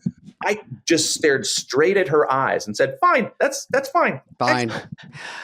Could not be more lovely. She was such a sweetheart. And such a great, another addition. You don't really talk about a lot, but she was so good to have in there because people loved her. I think you said she was the biggest star in the movie, right? Well, Blake she had just come off of 10. Yeah. And we had come off of nothing. Also, remember these old outtakes that I think Skippy had, that they are somewhere, maybe I have now. By the way, Pete gifted me with Skippy. When he comes to the door during housekeeping, and I think you said do one with undies on, one with maybe a robe, and then one with nothing. Yes. Right? Just to have it. And then I did tell him, and whatever you do, for the love of God, do not turn around. Well, of course, that's all Chris needed to hear. So he turned around and started flailing around his wiener, just dancing straight into the camera. And I just said, this film will be burned. We will not. He said, hi, Sherry. I think you mentioned that. Hi, Sherry. Yeah, I don't think those ever got out in the fun outtakes that I see on Instagram. Do you feel, I tell you, I felt spoiled coming from SNL with Dana and these guys, just on a writing level and performing level. And then I go to Tommy Boy, and then I've done, some things in life I really love, and some things that are a little tougher, but don't you feel spoiled when you get on a set and it's not like that, and you're like, oh my God, this is going to be tough. Yeah. I mean, people say because that movie is so well remembered, you must have had a blast making it. It wasn't fun making it. Wasn't that fun? Movies aren't fun to make generally. If you tell me it's a hit, I'll give you a hint. This will be a big tip for everybody. If you tell me it's a huge hit ahead of time, it will help a lot. Yeah. But the fact that you don't know and the bad ones are just as hard to make as the good ones. Yeah. That's the unfair part. Yeah. Yes. You worked all this. You did all this work, and it makes your career worse. Yeah. You go, that doesn't make sense. No, and sometimes when things are going too well, I start to not trust it, and then I get into a weird mood that everyone's so nice, everything's so great, everything's so funny. This movie's gonna tank. Yeah. You never know. Well, I don't know if people understand this. Like, what was your longest day? Because on low budget films, sometimes you got to go and gold. Oh, I know that one. All right. I mean, because people, that's why you don't even know if it's English.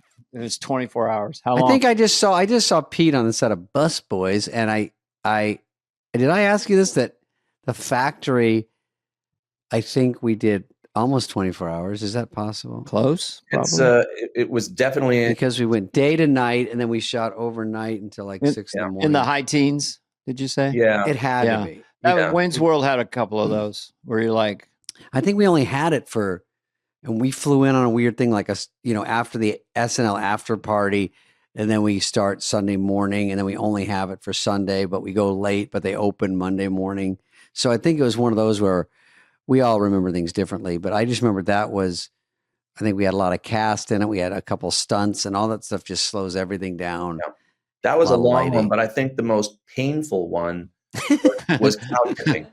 Because cow tipping, because it was a night shoot. Oh, I wasn't in the cold, the Great White North, and I don't know. My God, it must have been 0 degrees, and Chris had to, dive in the mud under a cow. And how are you? Yeah, and the sun was coming up. If you look hard, you'll see right over his shoulder when he comes up with the mud mask that you see the sun starting to rise. That we were just running out of time.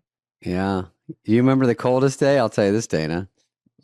Dana's glazing over, but here's the coldest day. Not at all. I'm just cold right now. This is a riveting reveal. Okay. I would say, Pete, because it started getting cold and then it got cold fast.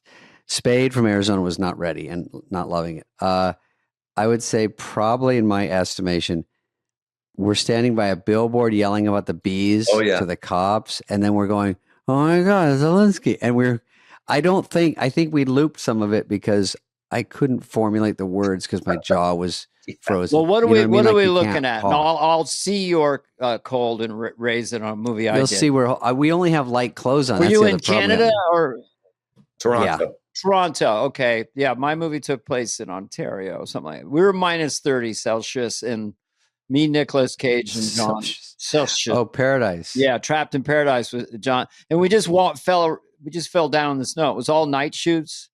A lot of frostbite. We were wrapped up like the Mummy, and then they take it off, and they fans for the snow, so everything was going to be overdubbed. But yeah, so you guys were definitely below 0 probably at night. I think we were close to that because I remember probably the same. We can't keep shooting and night shoots on top of that. Like every movie I do now, we're like, let's do splits or let's do some other way. Yeah, no, nights are the worst. Fucking nurse. So, okay, well, go one more, Dana, and then we got to let Steve. Our guy Pete go. How to put in context this movie? One thing I was going to say, and this will be a compliment alert for my partner in comedy, is David can do the cut. He can do kind of little, but it's always likable. It never comes with teeth, and so all his little put downs of Chris just always never went to the other level. So that's the chemistry of the two of them. And then with Chris Farley, just thinking when you watch his, guy down by the river and this movie and stuff, I just don't think we've seen another Chris Farley. There must be at one point we will. He's just a singularity in comedy in the last 30 years. And there's been brilliant people and brilliant movies, but he's something unique about him that is sort of irreplaceable right now. I mean, right? Oh, absolutely. At the 50th, 100%. the SNL 50th, I bumped into Paul Walter Hauser, who's going to be playing Chris. Oh, Chris Farley's story. And I said, look, if you ever want to grab a lunch, I'll tell you stories. So that's going to be. He he's a great definitely actor. should. I talked to him at one of my shows. He came and we talked about it. He's got an uphill battle, but I said, good luck to you. The guy's a good actor. So Yeah. Chris had that throaty when I'm just, that thing that's really hard to duplicate. He'd put so much into that, that would be what I would try to advise that actor to try to get that tone and get that energy. I says, I go, you're making that a full update bit? He goes, oh yeah. He goes, I says right to him. I says, and that's his whole bit. I go, a fucking full update? He's like, yep, and it's gonna kill. And then it did. Shit. So funny. Yeah. Well, Pete, thank you, bud. Thank you. I will say to Dana's point quickly, when I'm on the bench, I don't know if it's your idea or whoever's idea, I'm kind of borderline mean to Chris the whole movie, but when I'm on the bench, I say he's my only friend. That's erases it. Dude, I just watched, there was a screening last night, and exactly when that scene came up, that was really nicely done the way you did it. It was very genuine, it was very real, and it kind of made the whole arc of your relationship with Tommy Callahan work, that scene. Yeah, it helped it make sense. The put down. Yeah, because they just feel sorry for me. It's like a song, and then he's my only friend. It's just filmmaking. Well, congratulations on being the director of one of our all-time classic comedies and everything else you've done. Naked Gun. But anyway. Appreciate it. That segment was brought to you by O'Reilly Auto Parts. Whether you're a car aficionado or an auto novice, you'll find the employees at O'Reilly Auto Parts are knowledgeable, helpful, and best of all, quite friendly.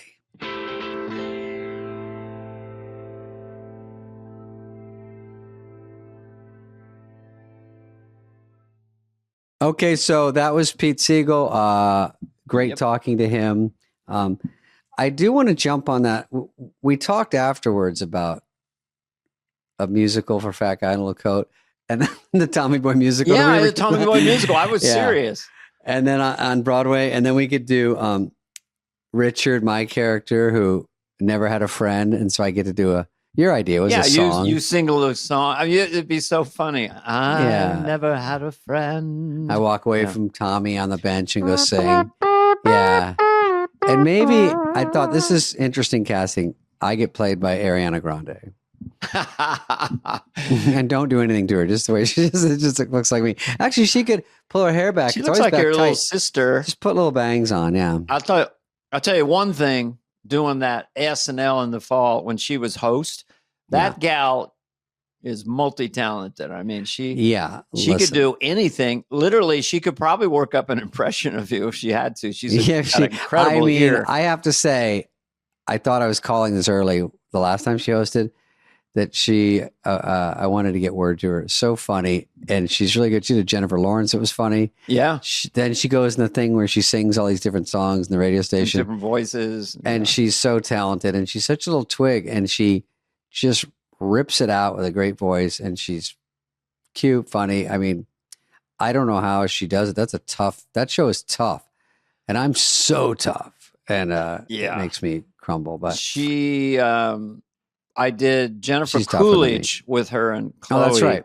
Mm. And that was fun. She had a blast. I mean, I think that people don't do sketch comedy all the time. When it's working, it's really fun, Right. I almost want to see Wicked literally just for her, because I just want to see, I know nothing about Wicked, but she's good and she sings well. Wizard of Oz, basically. Yeah. Let's not. Did you know that Oz never did give nothing to the Tin Man? That he didn't already have. Who is that? Go. I know it is already. I'm just saying for people listening, I'm going to give you 3 seconds. America. That's the band America. Yeah. And that song is nothing to. I never understood that as a kid. Have you ever realized some words as a kid you don't understand because you don't know what it means? Like they say like a phrase or something you've never heard, and now you get older, you go, "Oh, now I get what that meant." Right, because you remember the movie. You had nothing. I didn't know he was saying Oz. That was such a clever little thing to say. Yeah, instead of the Wizard of Oz. Oz never did give nothing to the Tin Man. Like the Tin Man didn't have a heart, right? Yeah. Yeah, but they said, but he didn't already have. That he already had it. The whole theme, the whole theme of the movie. I didn't get it, the whole movie. Anyway, so you were two. We'll quickly show the machete story just to show it's true, and then we'll move on.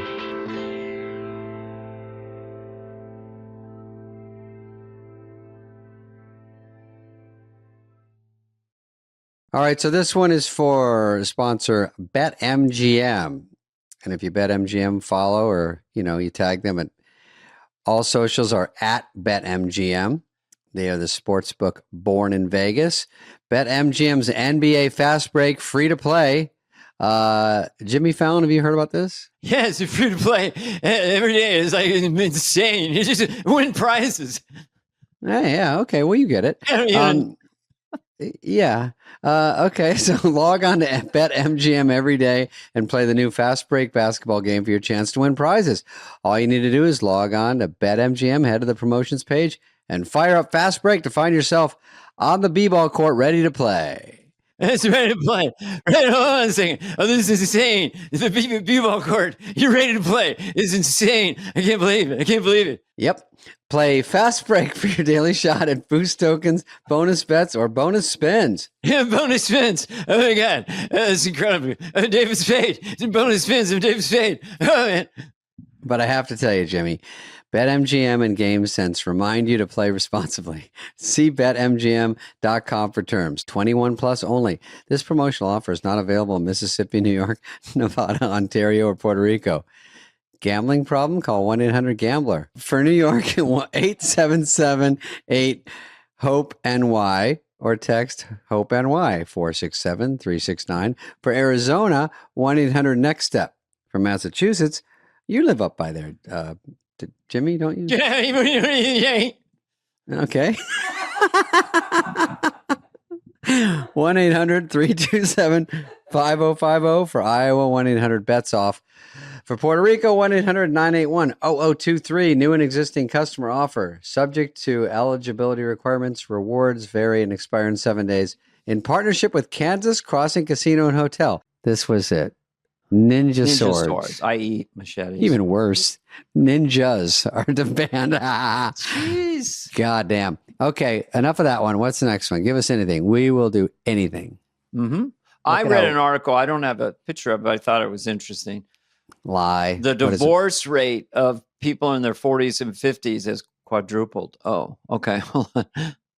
Oh, okay. Well, we'll go back to divorce rate, but yeah. Trump officials texted attack plans to a group chat. Oh, everyone's heard of this story. From a secure app. They don't want to say Signal, but I'm on Signal for a fantasy football chat. But it's supposed to be airtight. And this is a mess. This is something when you hear it, you kind of go, what? Like, how in the fuck does that happen? And can you imagine the person that had to deliver the news to Trump? What are you saying? I don't understand. What are you saying?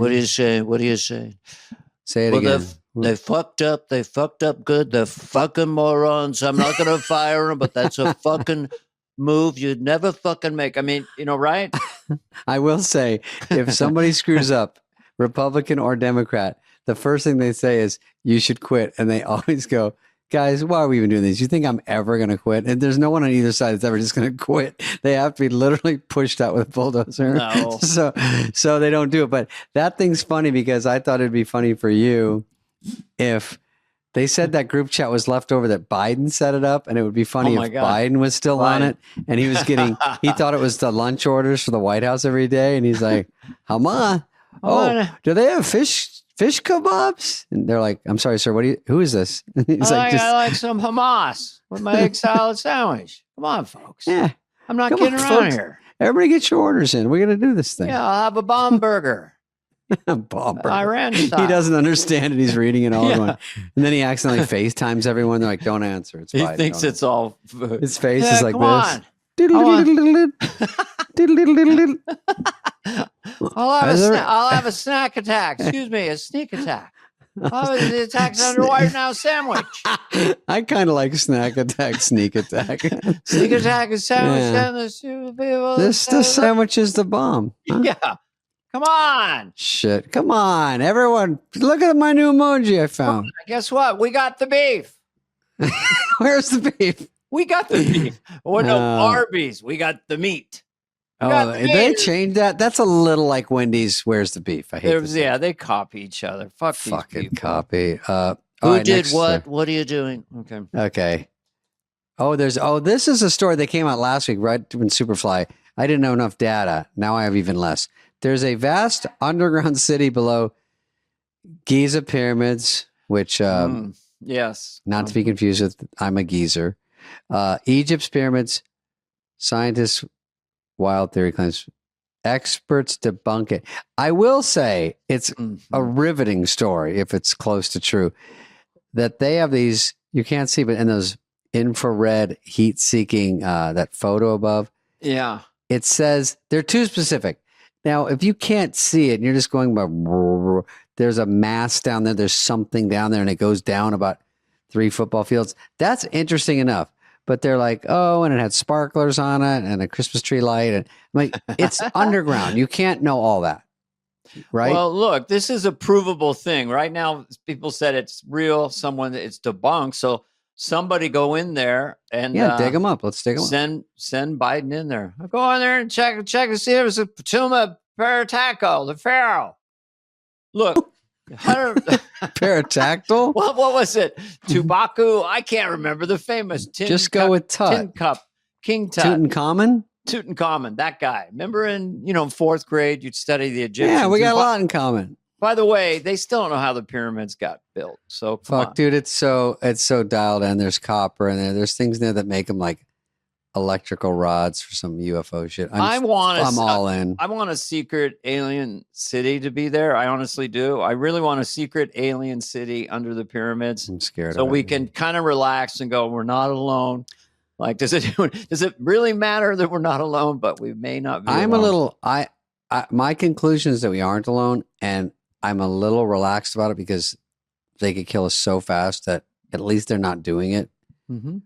But I had heard Roswell was lightning knocked him out of the sky, and then they were like, they don't feel so hot, because they crashed.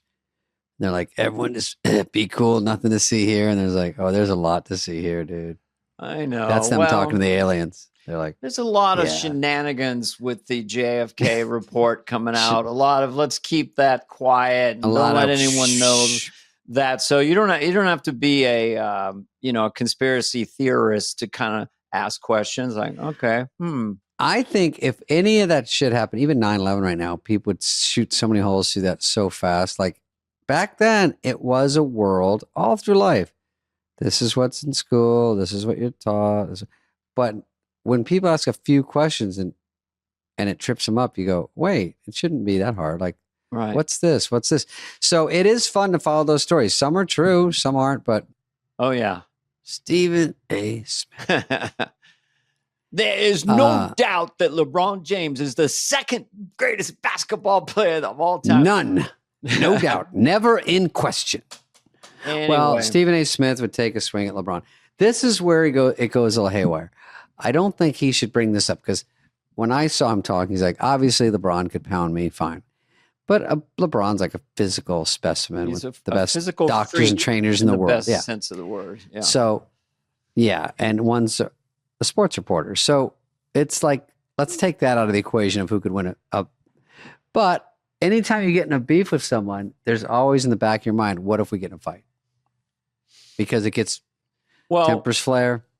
If LeBron put his weight behind it at his size, he could really hurt somebody. Oh, yeah. Stephen A. Smith's kind of slender. I mean, he's pretty tall, but he's not LeBron. And he knows, but it's just gotten to playground stuff. LeBron did post an image of him 10 years ago. He said he had dislocated shoulders of him boxing. And Stephen A. Smith said it was a bad look. And then he came back today with a 15-minute diatribe. Yeah, defending the whole thing. He wasn't making fun of Bronny. I mean, it just sort of, who was it? Albert Brooks that said life is like high school with money, guys. Yeah. I mean, it's also like there's people I don't like out there in showbiz, and it's like high school. You're not going to get along with everyone. And so it's okay to, did you hear that? Not funny. What did Heather say? When I plug in my phone, can you hear what it says?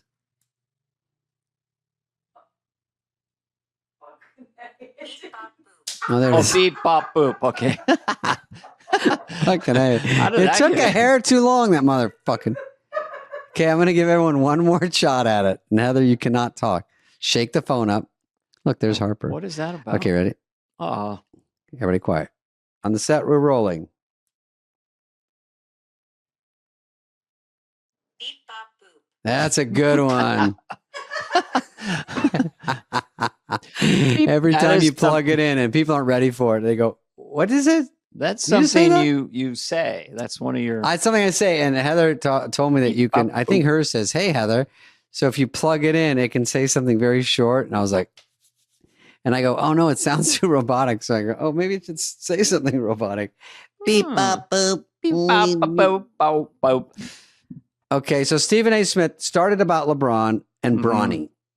Well, Stephen A. Smith, I don't know I didn't listen to everything. Just said confrontation on the court. About that. And he was just saying that he did not believe that Bronny James, who, by the way, dropped 39 this week in the G League, was ready for the NBA. So that was, So, yeah. So LeBron saw him at a game on the court and said, hey, to the effect of, don't shit on my son. And so I get the emotionality of it, and I get that side. I think this leads, and we'll talk to our friend Ted Sarandos. One night only, Stephen A. Smith and LeBron James sit down and talk it out. Then LeBron James will put on a 100-pound weighted suit, and they will go 3 rounds with David Spade as the referee. I'm the ref? Okay. And Dana Flarfo as the announcer. No, we're both the announcers. No, you open. I do a cute 10. I do my You do a few up front. Sweet potatoes, sweet potatoes. Just that part of your act. And then, yeah, celebrity boxing should come back. I'm just on Team Bronny. I think he's in the toughest position for any young athlete. I think he's brave to do what he's doing. LeBron's being the dad. And I hope in the end of the day, Bronny becomes a good NBA player, and his dad will eventually retire. He can't play to 50 in the NBA, can he? Let's look at a clip. What a hot take I had there. Yeah, that was a hot take. That was a hot take. That was a Luke take. All right, next story. Sweet potatoes. Sweet potatoes. Oh, I thought this was interesting. Oh. It's one of those where you have to listen to it. Is it too boring?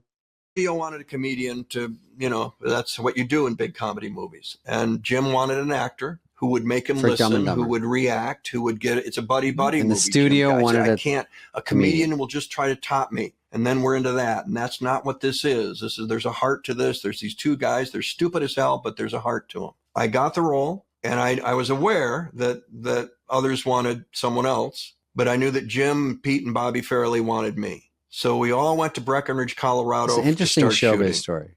And the first morning, we shot the scooter. Me and Jim driving down the mountain pass, and I say, I got to pee, and he says, I got this script ahead of time. That was the first morning, first day, pulling into Aspen, supposedly, and the snot coming down, getting off the scooter. That was morning Hilarious. 1. He stays on his Jim back. didn't work the rest of the week. We went to the lodge. We did the chairlift on the pole with the tongue on the pole. Didn't work the whole week. Why? Because he was broken. We did the tongue sitting there getting pulled off. I didn't figure it out either. We did going into the ski lodge, crashing the skis. Funny. Physical comedy. Now we do the snowball in the head. Now we get to Thursday and Friday, and Jim hasn't worked yet. And I may be in Dumb and Dumber, but I'm not stupid. The audition is still going on. I come to find out they're going to assemble these scenes featuring me. And we're all somewhere going to look at them over the weekend. And somebody is on call. Somebody who's a comedian is waiting to hear whether he's going to go do the movie or not. Mr. James Carey. But you could feel it. Maybe I'm just hallucinating. I don't know. Maybe I'm being paranoid. I don't know. Okay. I wait Sunday. I get the call. See you Monday morning, 6 a.m. Huh. Maybe I'm wrong. Go into makeup Monday morning. Cliffhanger. Now we're shooting a scene with me and Jim. Jim walks into the makeup trailer, pats me on the shoulder, leans in and says, just keep doing what you're doing. They love you. Kept walking. Jim Carrey's a friend of the. Okay. To this day. That's what he said. All right. They offered me, or they reached out to me to play the sidekick. For real? Yeah. And that doesn't seem like a stretch. Well, I think Jeff Daniels was great. And by the way, all those scenes that they showed were physical comedy. You know, you would have been great. I didn't think of that. The tongue throws the snowball because falls down. So throws it too hard, I think. But it worked. It worked great. He played it. You know, he's a serious actor, and he hosted SNL. Incredibly down to earth guy. Lives in Michigan his whole life, and he played it. He played it funny. It really worked. And with Jim Carrey as such a supernova, you wouldn't want anybody trying to. You wanted something juxtaposed to him, so it worked. I mean, it's a classic comedy. It's great. That's what he's saying. The studio wants a comic. Jim wanted him, and he's basically Jim saying, "You got to try out. We can't have two Jim Carreys. We have to." And that's what would have happened. And that was his tryout. I thought that was interesting that people don't know. He had the whole week with no scenes with Jim, and everyone's just watching and going. And then they go, "Is he funny?" They're saying, "Can he be funny?" Yeah. And he did a good job. Okay. Yeah, he did. All. He was absolutely hilarious in the movie. Well, Dana, you were perfectly pleasant today. You were a lot of fun. I thought that Pete Siegel, he called you Dave, and you called him Pete. I called him Peter, and I call you David. I thought that was kind of interesting. But it was nice revisiting that movie, and we had fun talking about everything. T-Boy keeps... We had a lot of trivia in there I liked. And I'm feeling more and more positive the more I hear information from other funny people and people in the industry. Not to jinx it, but this movie, Busboys, I just feel like it's the right timing for sort of what's coming out. I'm just saying. I'm going to look at it this weekend. I'm going to look at it rough, and then we get to start to needle it. So I'm thinking it might be good. So I'm excited. Get felt funny. We did it. So let's see. This has been a presentation of Odyssey. Superfly is executive produced by Dana Carvey and David Spade, Jenna Weiss-Berman of Odyssey, Heather Santoro, and Greg Holtzman. Hope you liked it.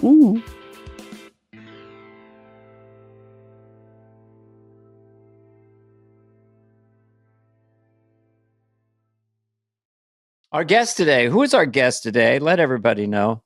David. Andrew Schultz. Pretty big comedian out there. A guy I don't know really well. I do think he's very funny, though. And I've checked in with him here and there. He was on The Roast with Tom Brady. That's how a lot of people would maybe know him on a bigger scale, even though he does do theaters all over, of course. Big comic out there, has a podcast. Kind of a controversial guy, which is good. Shakes it up. And a lot of fun. We had a great chat with him. Mostly, we talked a lot about stand-up and a lot about how to film specials, how to sell them, and what works out there these days. Yeah, two interesting things. One is he is very much a powerhouse out there. He's very high energy, and he steps outside the lines. He's definitely edgy, extremely funny. Then we got him on our show, and he's kind of sweet and humble. It's sort of funny when you see this dichotomy of the performer and his real personality. Number two, he says he plays arenas regionally, but he's huge in Dubai. Oh yeah, he did Dubai. Huge in Australia, and so he films a lot of stuff even between his specials. So he's a one-man band. He's an ecosystem. He's a business. He's very savvy and smart about stand-up. And like David said, a minute ago, his special takes a turn, and it's a sweet story about him and his wife trying to make a baby. And all the stuff that happens. Life on Netflix. Right. And he's got good hair. Check out Life, and here's Andrew Schultz.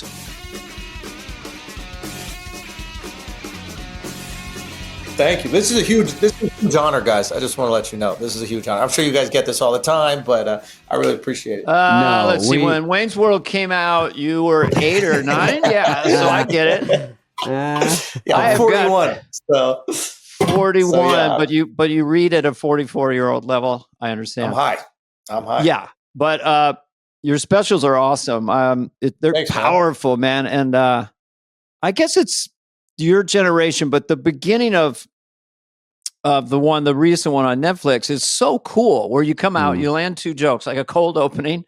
The way it opens, and your dad introduces you, and then it's a shot behind, and it just says the name of the special, gigantic. Yeah. I mean, it's like we would crawl out in the 90s. It would just, what's up? It's just like, it's an event. How much control did you guys even have with like how specials looked when you guys were doing None. It? Was it, so HBO would just be like, hey, show up, do the material, and then we'll handle it.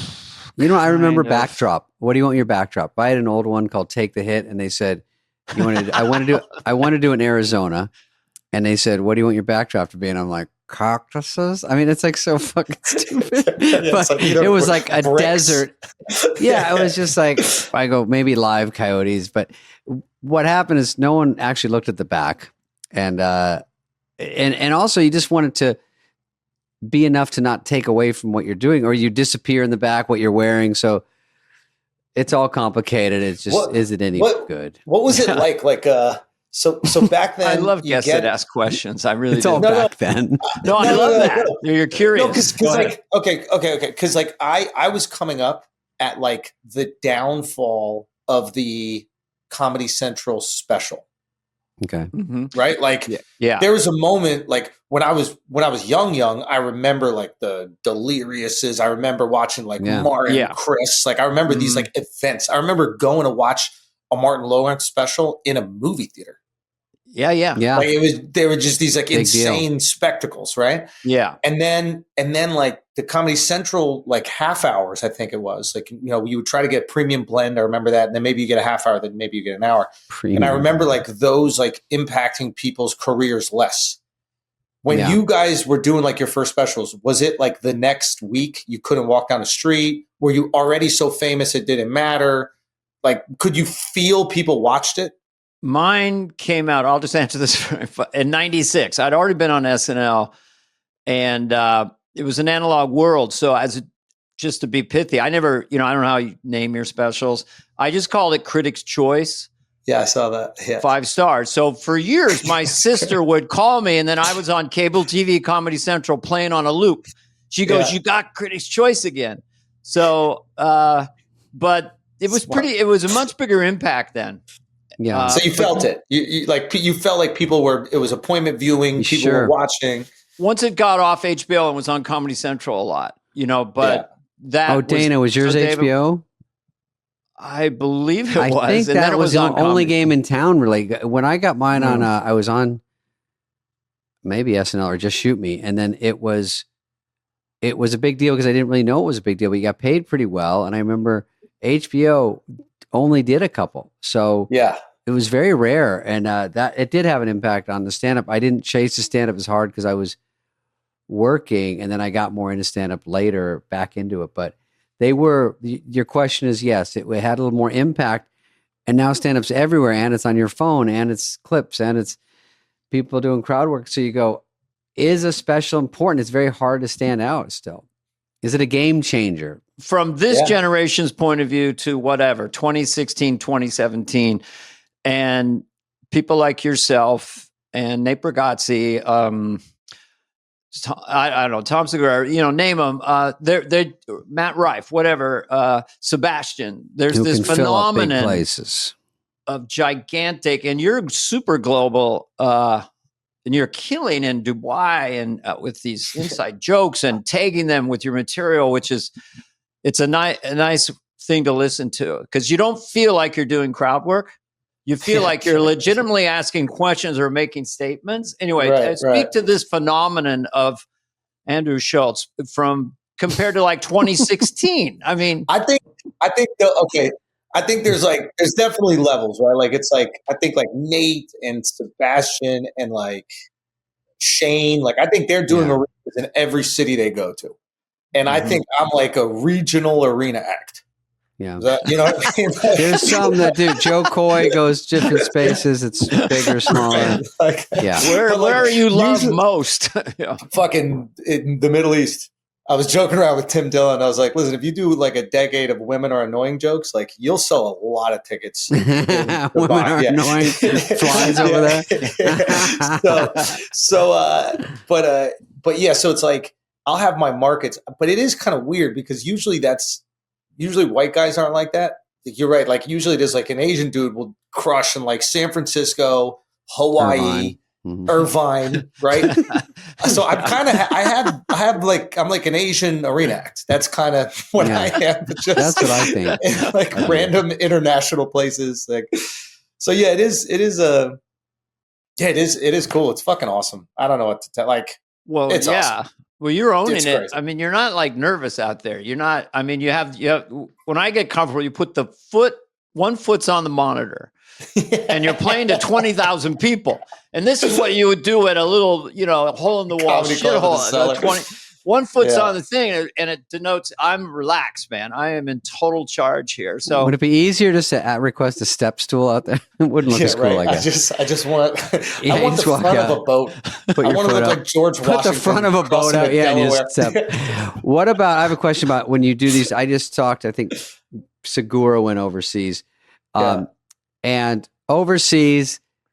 I think when they told me once, do you want to go overseas? They go. What they do is. They'll put you in a couple of small, like clubs or maybe a small theater. Let's see how it goes, see how famous, see if anybody gives a fuck, and come back. And then the next time you have a gauge. I'm like, wait, go twice? Yeah. So like Dubai and that stuff, I don't know because you must have bigger themes. I mean, you can't mention Ralph's. You can't talk about Sepulveda. You can't. And that's the hard part. The bigger you get, you have to go, this has to work for everyone. And I remember Chris Rock, I used to say, you're smart. You go politics, you go relationship, marriage, and those will last you 40 minutes. And those, at least everyone gets it. Yeah. Is that what you need over there?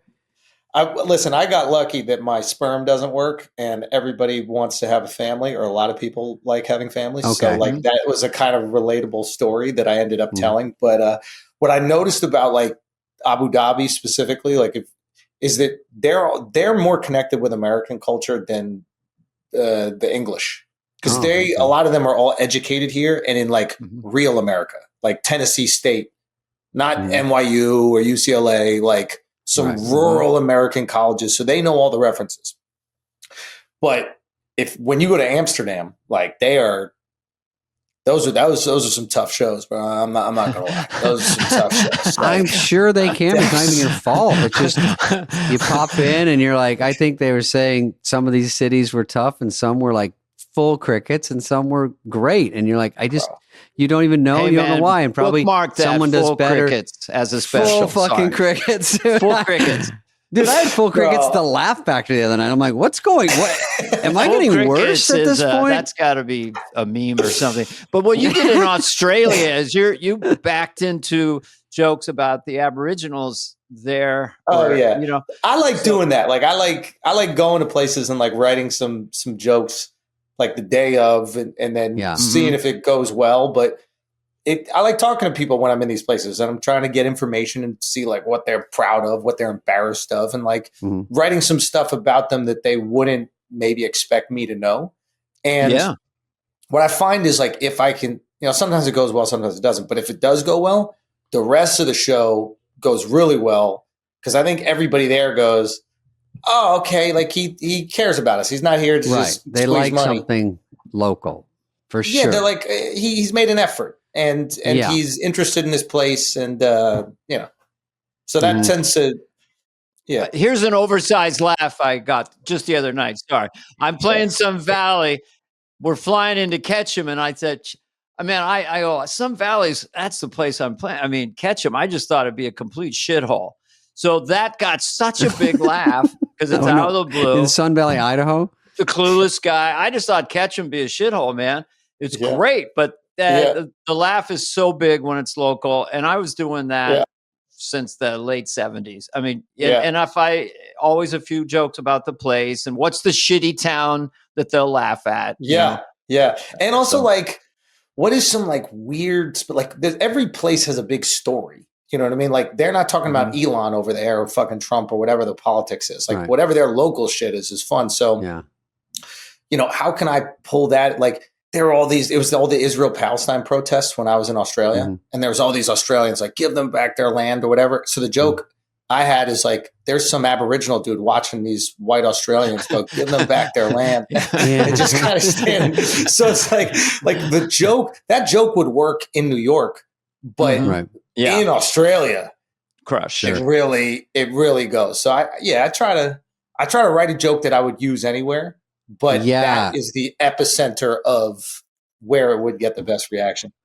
But you're also auditioning. Like I was just thinking, if you were in Ireland, because these guys just went to Ireland, I go, would Conor McGregor's just running for president? Do you say that? Is that something you don't even know what side they're on? You start something and they like it or they don't like it? I mean, when I was in Ireland, the guy who's president now is like, he's almost like an Irish stereotype. Have you seen what he looks like? No.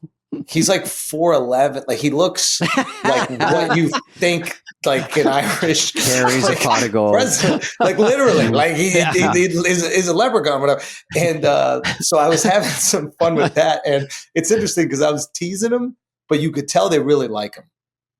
So they were like laughing, but they were also like, there was a little bit. He's good. And like careful. Yeah, they're underdogs. That's what they do. I have a lot of Irish relatives. They're underdogs. They're amazed how much we love their country. You know.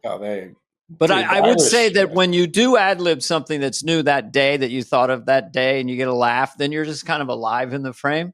I mean, I can tell by watching you, like, because then you're going to go into your tried and trues because that's how you do stand up. But every time you do something that's fresh, just lightens the whole show up, right? Oh, it lights yourself up too. You think you're good. Also, like Australia was kind of almost like cheating because I got to do like 4 or 5 shows before I did that one where I put out the Australia material. Like usually I just got to think of it the day of, but this was, I got to work it out a few days and like find the bits or whatever.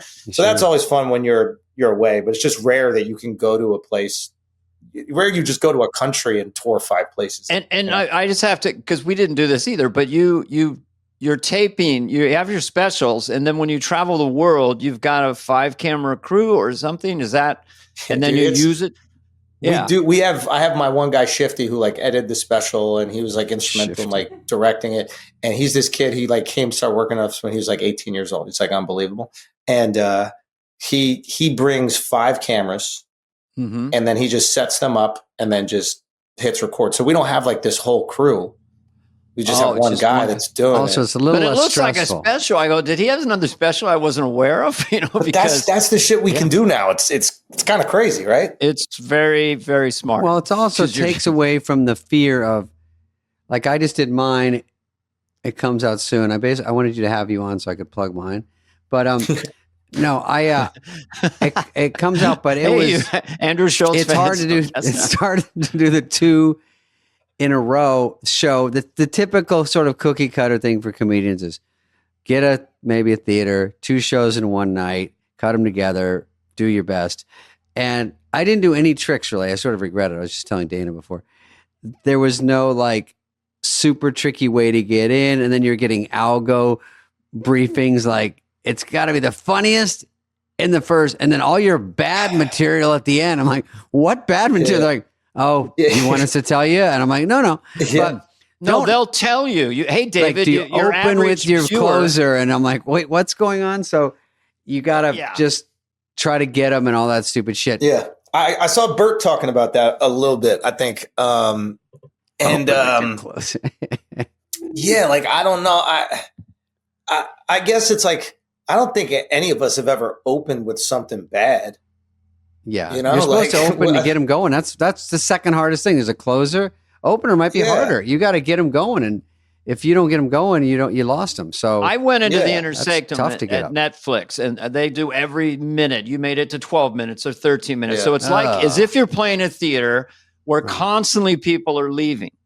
Like there's just, you start out with whatever and they're leaving. And by the end, you've got like 12 You're playing people. Wembley and everyone's so you have to do a special leaving. as if every minute they want to go try and watch something else, you know? And so, but I think what you're doing is great. Just continue. I think if you do like with mine, it ended up being a story. Like I didn't want to do a one-man show. I feel like, like it kind of is almost like that because there's like a serious moment or whatever. But I feel like sometimes when you say one-man show, you're almost like asking people to like reduce their comedic expectations. So or to hate it. Yeah, definitely. Or to immediately fucking hate it. Yeah. Fucking hate it. But if it really is a one-man show, but don't call it that. Don't call it that. But if you call it a one-man show and they hate it, is because they're not smart enough. Didn't you know that? No, I didn't know that. Oh, yeah. Right. You must not be smart enough to understand this high art. Yeah, it's got a one-man show. Yeah, you know, Jay Leno intelligent, you know. Yeah, the guy who doesn't have jokes, he calls it a one-man show. Yeah, do jokes. That's all. It's fine. I don't care one, but yeah, Jay is a purist and he understands that. So I kind of wanted to like almost trick people, and I wanted like, you know, just regular hard hitting jokes, and then eventually you kind of like get into it. And what we found, I guess Netflix told us, they're like, the retention, like the watch through to the end was like insanely high. You know, because they're invested in this story. Oh, a story. It's like a long story. Yeah. It's like a phone call. Yeah.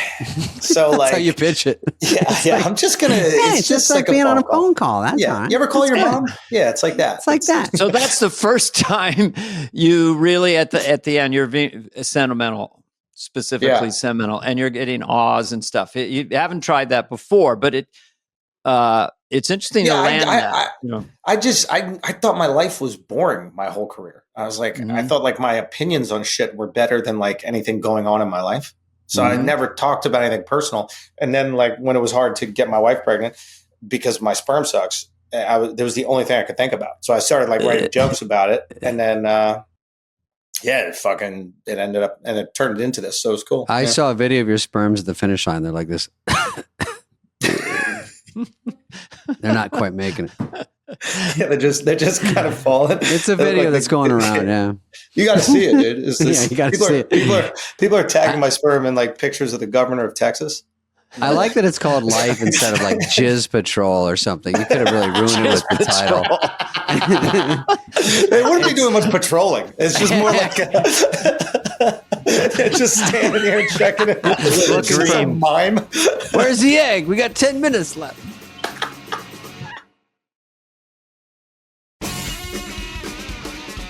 But I agree that it is funny. It's fun to tell stories because people will say you should do this joke or this is a funny joke. And I do have some jokes in my act, but I do love telling stories because it's the only thing that's more of a fingerprint to you. Because I do stuff at the airport. I do it about this and common denominators, but I'm trying to do my version of that. And longer stories are more fun for some reason. Just maybe because I'm older to go, let me just tell you this thing. And then that's more true to me than going, I don't think anyone else is going to tell this story like this. Also, like we get a sense of you, like your personality shines through because it's how you acted in that moment. But also I think that like, if somebody walks into a room and goes, guys, I got to tell you this story, we're going to give them 10 seconds. If it's boring after 10 seconds, we'll probably go. But everybody likes a story. It's like our earliest form of digesting information. Like if you just give me a bunch of facts, I'm going to kind of look the other way. If you tell me some shit that happened, I'm kind of locked in. Like I'm rooting for you in your story. Yeah. When you tell me something happened, I want it to be good. I hear a TikTok story from someone I've never met, and they started a story about a breakup with a guy, and I just sit there and stare. I'm like, why am I even fucking listening to this? But it's like 30 minutes of scrolling. It starts, and everyone starts. I like it. I go, huh? Yeah.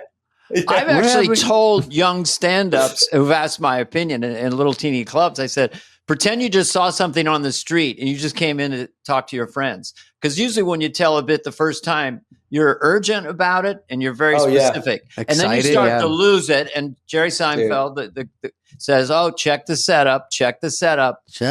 Troubleshoot it. You got to check the setup because it Put it up on the rack. You know, that is such a true statement. Like the first time you tell a joke, you think that you and does well, you think it leveled the room, and then you go look at like the video audio, and you're like, oh, like 5 people laughed, but it's just new to me. One loud guy. Yeah, and then it goes away. That's so true. Like the same joke, the same words, your excitement in it wanes a little. Also, when you say one and you say it off top of your head, and if you didn't tape it, I mean, everyone's different, but I hopefully record it on my phone when I go to the Comedy Store or whatever, because when I audition these turds, and then I smash them in between 2 jokes at work, and then I do one in the middle. But if it somehow works, I have to remember inflection, when it was in the set, how it worked, what happened, because sometimes I go, oh, I got that one. Next night I say it, nothing. And I go, nothing. What was the magic? What worked? And all that is so important. Yeah. Sometimes you'll work on a joke and then get it really good. And the joke in your set that follows it can no longer follow it. Oh, gets hurt by it. Wow. Yeah. It's like, it's not strong enough after how good this joke is. Yeah. Stand-up is the best. Sometimes you got to tell your joke, I'm moving you up to closer. That's a great feeling. I'm going to try this. It seems to work enough. I'm putting it at the end. And you go, fuck, I have a new closer. Oh, that's so great. Because then the other one can do a little tent pole heavy lifting in the middle. What's the deal when you guys go to the store? Like, do you have to respect the light, or are you just at a point where it's a suggestion? Yeah, I go, how long to do? They go 15. I go, great. They go, when do you want the light? I go, at 30. But there's a lot of guys that get the light. I won't say names, but they literally get the light, and then they start going names. Come on. So what else is going on? I go, no. That's not what else. That's wrap it up, guy. When the elbow is up on the mic stand, and they've already done 20. That elbow where are is you up guys there. from? I'm like, no, we know where they're from. We don't care. It's over. This is my favorite shit. Like this is this thing that's like, and this has always existed, but it's really popular now. Like the comics pretending that they don't care. So they'll have like a notepad on stage, and they're like, look, like, all right, what else do I got in here? And then they'll look at the page and then do a joke they did in their last special. It's just like, it's fully formed a bit. Yeah. It's okay to care. We care. It's okay to try. We all try. We want to do well. You don't got to bring a prop on stage and fake leaf through it. Like, by the way, it does better if you have a notebook, because there's something about going, guys, what do you think of this? And then you read, and they're like, that's pretty good. And then you read, and you realize, they go, well, not good enough for your real act, but for this little thing, you just thought of it. Sure, this wispy idea. Yeah, keep working on that. Do you guys when you do a group show at the Comedy Store and there's like 8-9 people, doesn't it become like a de facto competition? Like people, you're not even thinking about, oh man, you were one of the best tonight, or you were this I don't really like one of group shows. Yeah, it's gross. Bill Burr killed, man, but you did all right. Do you do the store a lot or not? When I'm out there, that's where I'll come through. Oh, right. You don't live. Really I don't see you there. No, I'm in New York, man. So So you just do that run. You have way more choices. You can run all over, right? Yeah, I usually just do the Cellar and then New York Comedy Club. So Cellar has, what is it, 1, 2, 3, 4 18 rooms? Yeah. Yeah, so it's like, it's literally like, I got a kid now, so I can go there for an hour and a half and do 4 shows, or I can bounce around the whole city for 4 hours. Yeah. And now I'm like, okay, let's get the work in. I didn't realize that. That's fantastic. You go to one place basically and have 4 audiences, boom, boom, boom, and then get out. Yeah, you can. I mean, know that. It's kind of like Store has 3 rooms, so you guys bounce around. Yeah. Oh yeah, you're right.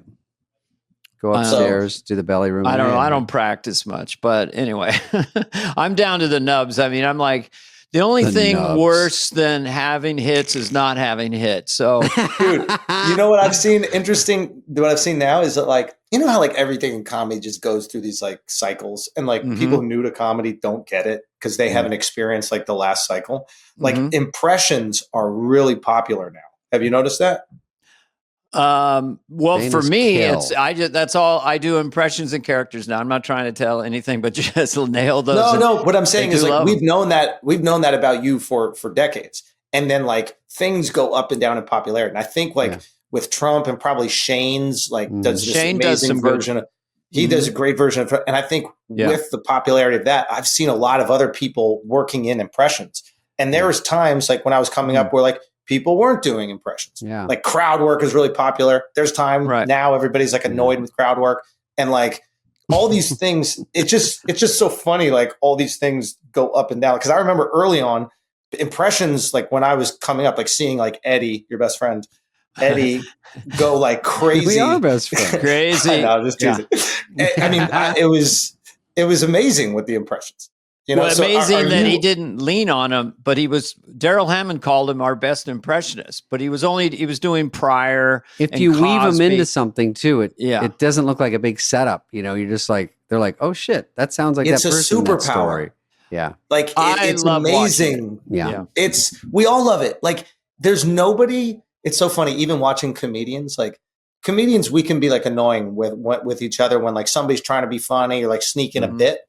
But when somebody does an impression that's spot on, everybody shuts up and just listens and enjoys. Like, especially if you can do another comedian that we're friends with. Do you have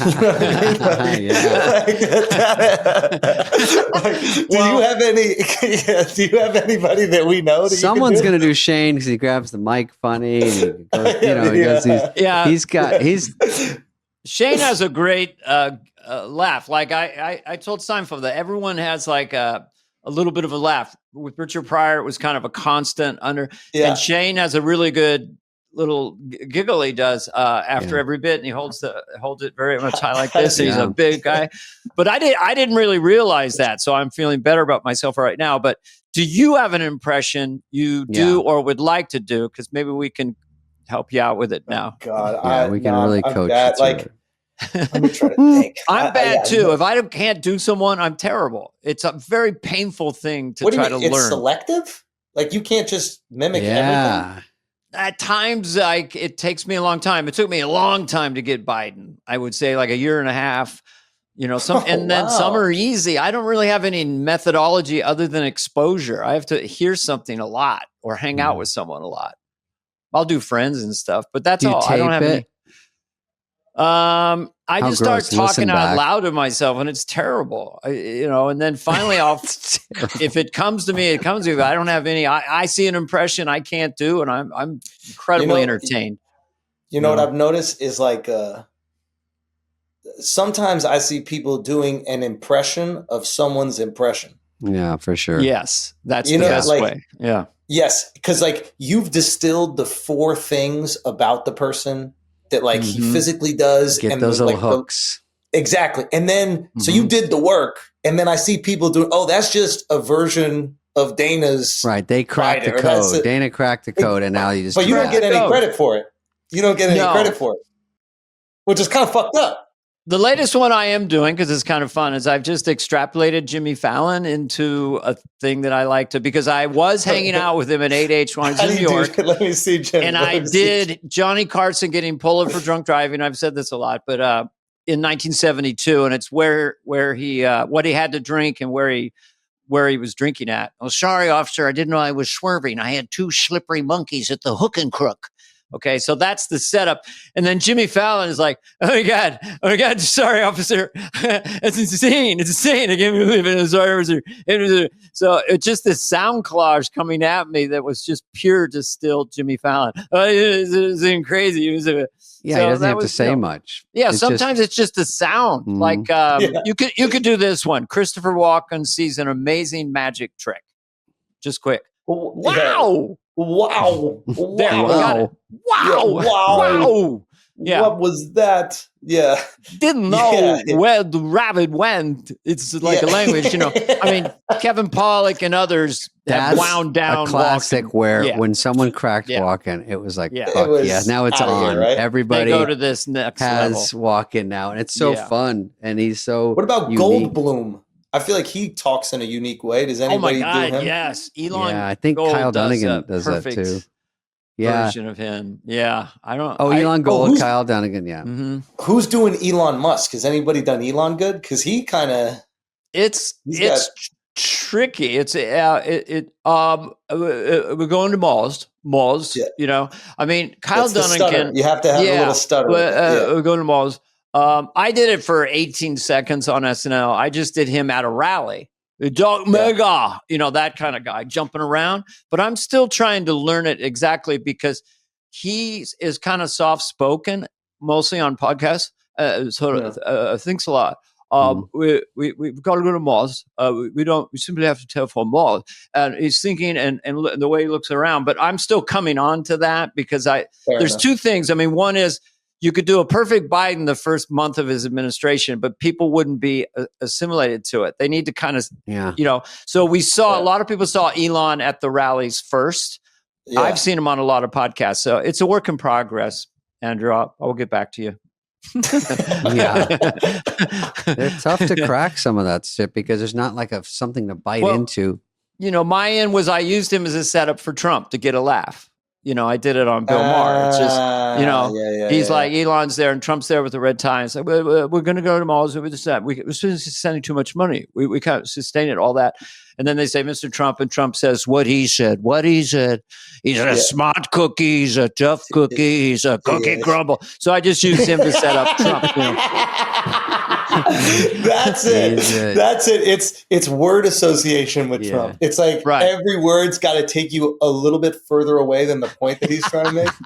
Even he just thinks of it as he goes on. He just word association. He's a smart cookie, a smart cookie. He's a cookie monster. He's a Lorna Doone. You remember the Lorna Doones? Everybody loves the Lorna Doones. But Trump is. Everybody loves them. Everybody loves them, but that's one way to use it as someone who does impressions. That is so funny. That is how he talks. Really, it's like every word reminds him. Everybody loves him. Love him. Gays. He throws in gays. Trump will never say so. Like anyone might run out a stream of thought. He never does. We're going to go with Lorna Doones. It's like Lorna weak Doones. To him if you stop a thought. So he just keeps going. Is weak. Yeah. And repeating a phrase 5 to 10 or 15 times.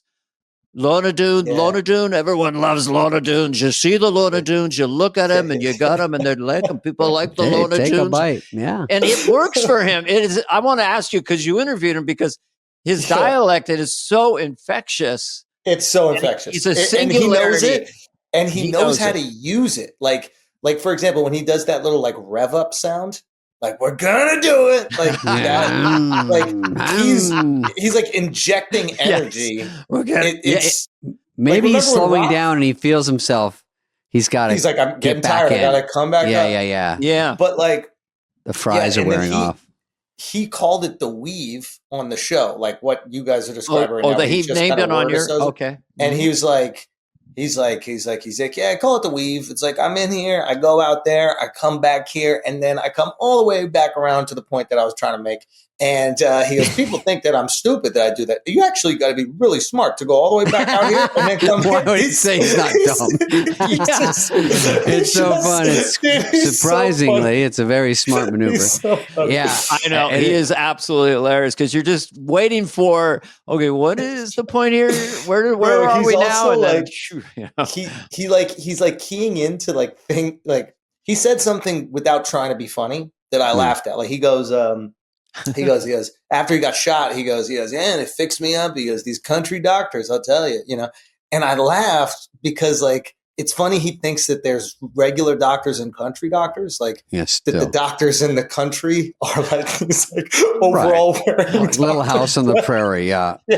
So I laughed at it and he clocks me laughing. And I swear to God, he hits it in the next 3 sentences. He's like, yeah, these country doctors. Yeah. Country doctors. See if you'll nibble he's like, again. Workshopping. Yeah, he's like. He doesn't know what the funny part is. He goes, I went to the general store also. Yeah. So, because he got a laugh, he was kind of like wanting to understand. What did I do right? Okay. I like when he goes, someone asks him a question, he goes, another dumb question from an idiot over here. And it's just like, who says that? It's always, that's why comedians love it. It's just so funny. You go, who would ever say that? You almost wish that he was just like, just make him like a royal figure so he doesn't have to be politicized. So that we can just laugh without there being any scrutiny because it's undeniably funny. Like, it's just funny. Another dumb question from an idiot woman. Question. Not a very, this woman is a terrible person, bright. Not polite at all. You're not a smart cookie. You're not a smart cookie. I'll tell you that much. You know you're not. You're not a smart cookie. I can tell you. Look at this person.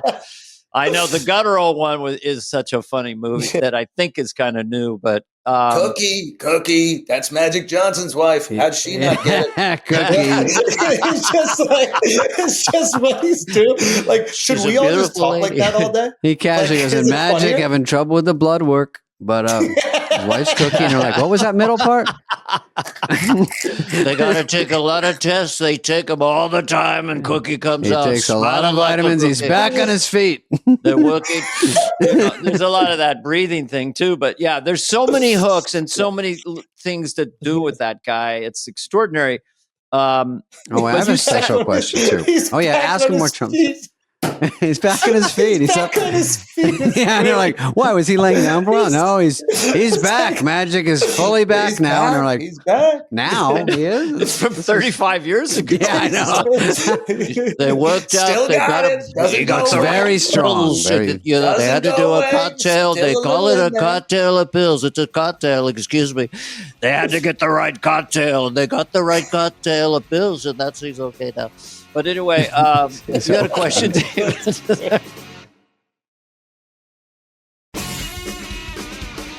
No, I was just going back to his special where you had it and then you bought it back, and I think that that situation turned out to be, I heard different rumors, but highly successful. Oh yeah, it ended up being the best. It ended up being the best thing for me. Situation. I don't have any animosity, by the way, for Amazon. Like, I get what they had to do. Like, they made a business decision, and they're like, we don't want these jokes tarnishing the brand, and I get it. That's fine. I bet you would be different now. Like, I bet just culture has kind of changed a bit. Sure. But yeah, I was able to put out, and the people were like so supportive, and it was incredible. And then people made a bunch of lies online about how I told them that it would never be available anywhere else. And even though I told everybody, if you can't afford it, just steal it on the internet, and that eventually it would be on YouTube. But it is what it is. You do something good and it's successful, and people are going to find a way to be upset about it. And when you do something like that, and it was great. Was it basically off your website? It's just a click and you pay. It was like, there's this company called Moment House that was bought by Patreon. So essentially it's like, it looks like it's on my website, but they basically put their mask on my website. So you go to my website and it just kind of like almost forwards it to theirs. And then it almost just looks like, it looks like a Netflix or something like that, or any other place. And you just watch it. Because Theo and I were talking about this for this indie we just did.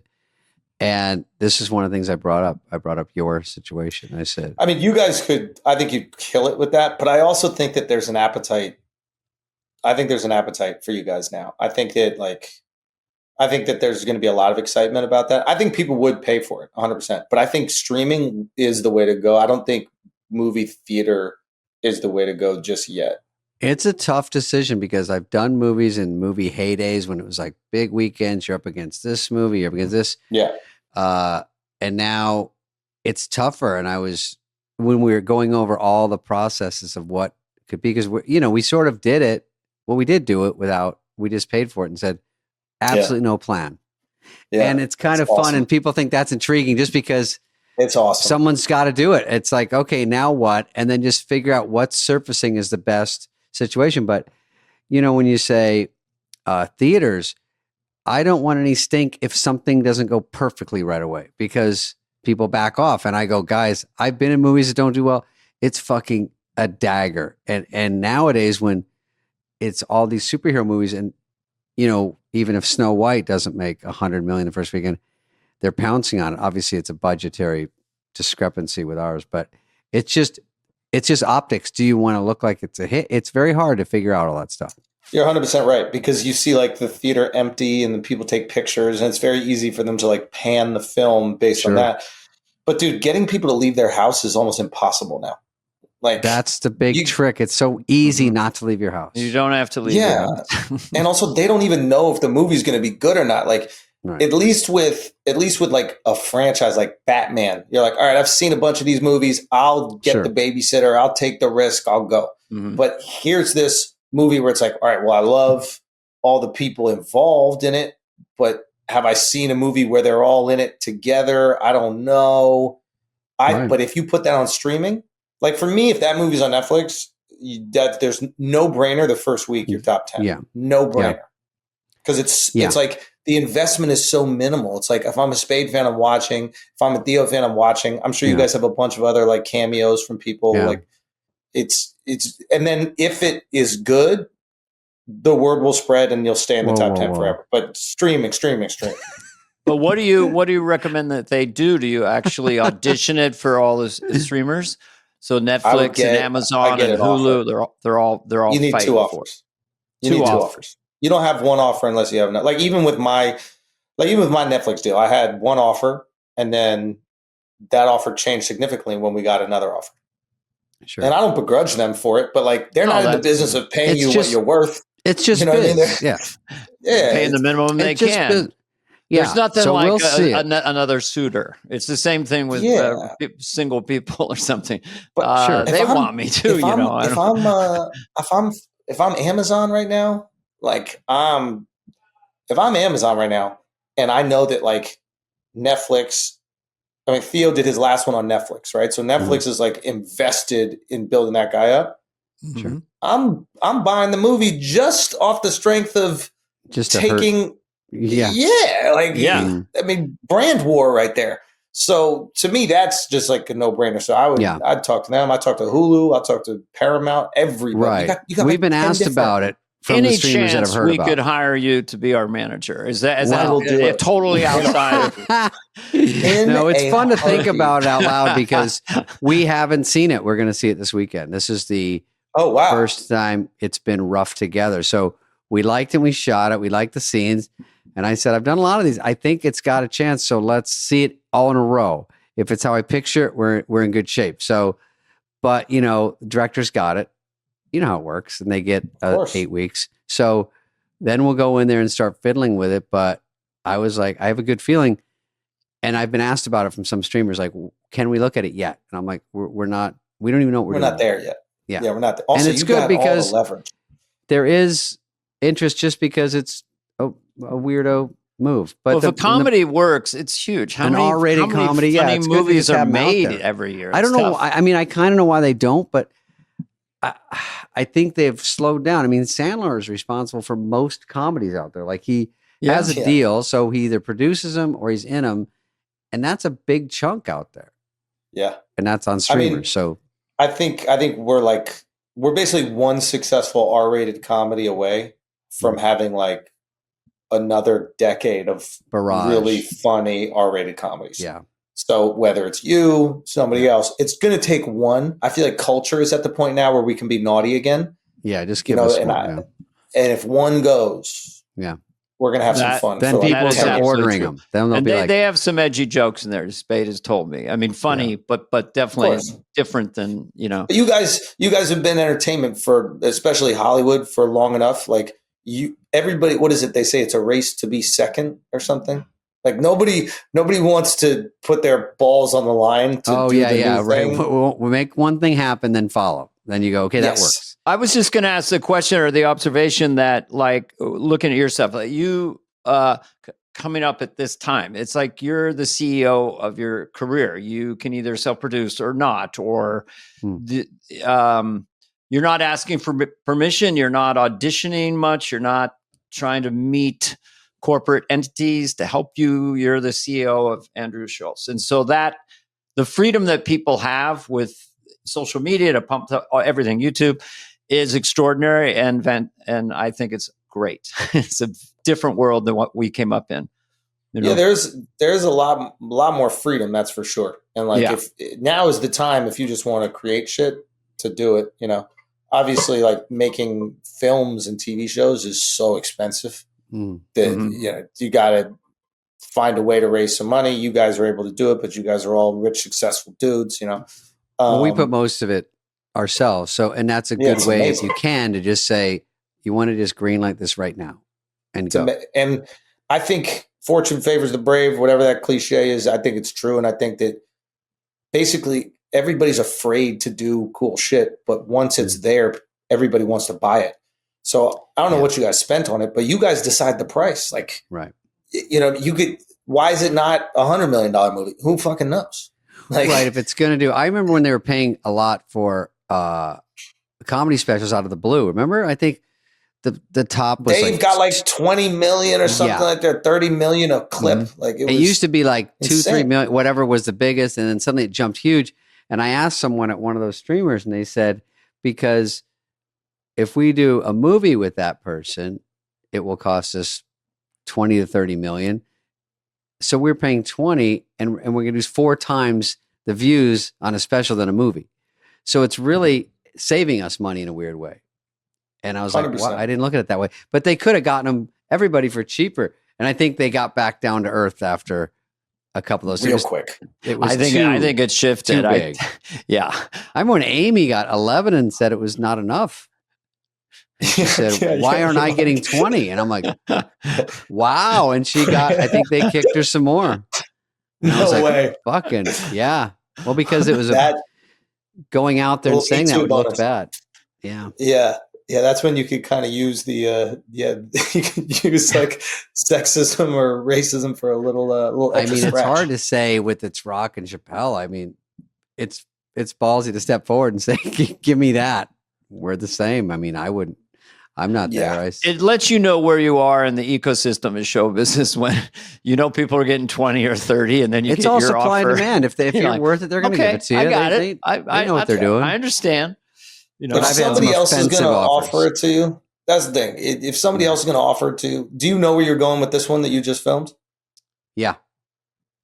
Or can you mention or? I don't think I can because we have a press release coming out this week. Got it. Is it a done deal or is it just a possibility? I shot it already. Yeah, I shot it. Comes out in May. So, but I'll tell you. Oh, you're special. Yeah. But I will tell you that when I did the HBO, when we were talking about earlier, the Take the Hit one, and it was noticeable for me.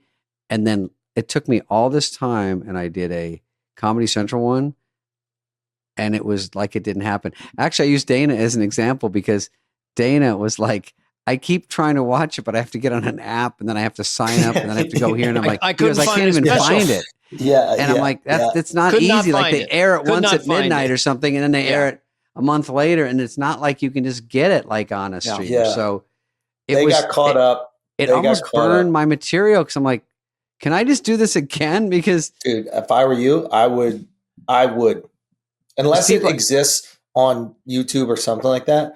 I would just use some of the stuff that you really I wasn't even doing special. clips. It was right before clips. So clips would have helped it. Like, hey, here's, at least I could clip it out and say, come to my next show. But I'm like, I would use some of that if you're not. I mean, there's like, I'm pretty sure like Chappelle used a joke he did in an earlier thing in a later thing. I mean, it's like an amazing, it's one of my favorite jokes that he's ever written, but it's the, and I think he even made it like better, but it's the joke about, it's like hard being successful in black. Like I remember my house got broken into. Like these people came in, robbed my whole house, called the police. They showed up and they're like, "He's still here."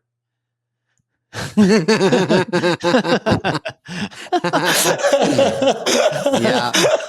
It's fucking genius. By the way, how about you do a joke that's a little undercooked in a special, and then you still do it for a while on the road before it comes out, and I'm like.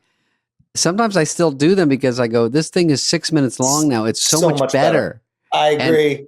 And people go, oh, I think you did that. I go, I actually didn't. I did 30 seconds of preview. That. Yeah, you got some now it's very early version.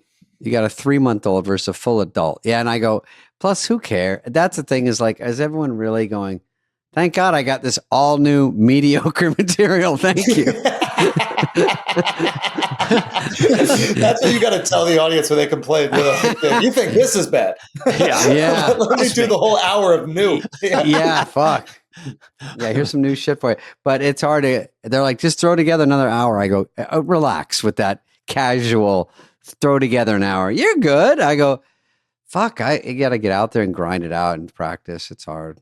Yeah, it takes time, man. You also got to have some shit you want to talk about, like. Yeah. I take time off. Like after I felt like I haven't gone on stage since I recorded. I went one time or something like that. And that's been months. I probably won't go on for a little bit. I'll like live a little, experience shit, see what I want to talk about. Do people yell out stuff to you in your act? Like if they go, Diddy, what do you think of Diddy? And you have to go, do you have to have something? I'm not there. Oh, wait a minute. Actually, they will do a topical thing. Yeah. But that's also like, that would only happen if I'm like just kind of meandering or not. Like if I'm doing well, usually there's not suggestions. If you're talking to the audience, do they feel like it's open season to talk from back here when you're talking to this person up here? Does that get hard to do? The last special I did, like the last one before this, I did a lot more like crowd work and stuff like that. And then I was putting out these like clips that were crowd work. And it was just like, it was the only thing that I could generate weekly. Like for me, when I write a bit, it takes like a while to make it a good joke and add tags and all these other things. I didn't want to give it away, but they just would go viral and whatever. So people were coming out and kind of expecting that. So at this special, I purposely barely do that at all as like a way to just go, hey, I get why you thought there would be a lot of crowd work because I put out all these crowd work clips. Now you see this whole hour. Now I want you to potentially expect this with maybe some interactions, but it's not going to be just interactions the whole time. Because it's very easy where like, and I've seen this happen, like the algorithm can make you decide what kind of comedy you want to do instead of you deciding. And I think sometimes people fall victim to that. Like, something does really well, so they go, well, I guess this is what I do now. And it's like, no. Sure. But that's good of you to switch it up because it's hard to go in there and write a whole hour and not have any crutches because sometimes you could go in and just with a few things get things right back but it's hard to go out there and practice long sets of nothing. It's just you're bombing and it's brutal. And if you're at the store here or even when you're at the cellar, like when I went on last time, it was Nate was there and Chris Rock was there, and you just go, I'm not going to try new shit because there's always someone there watching, and you go, do I want them to go, yeesh? And I go, it's a little undercooked, but there's something there. But they just go, I just remember you bombed. I think a lot of people liked it, man. I think a lot of people were liking what you were doing out there. Oh, when I did that night, it was fun. But when that was me doing someone talking to you after. Oh, show. yeah. No. I thought it was instead of great, they switch it to good right in the middle. It was good. That was good.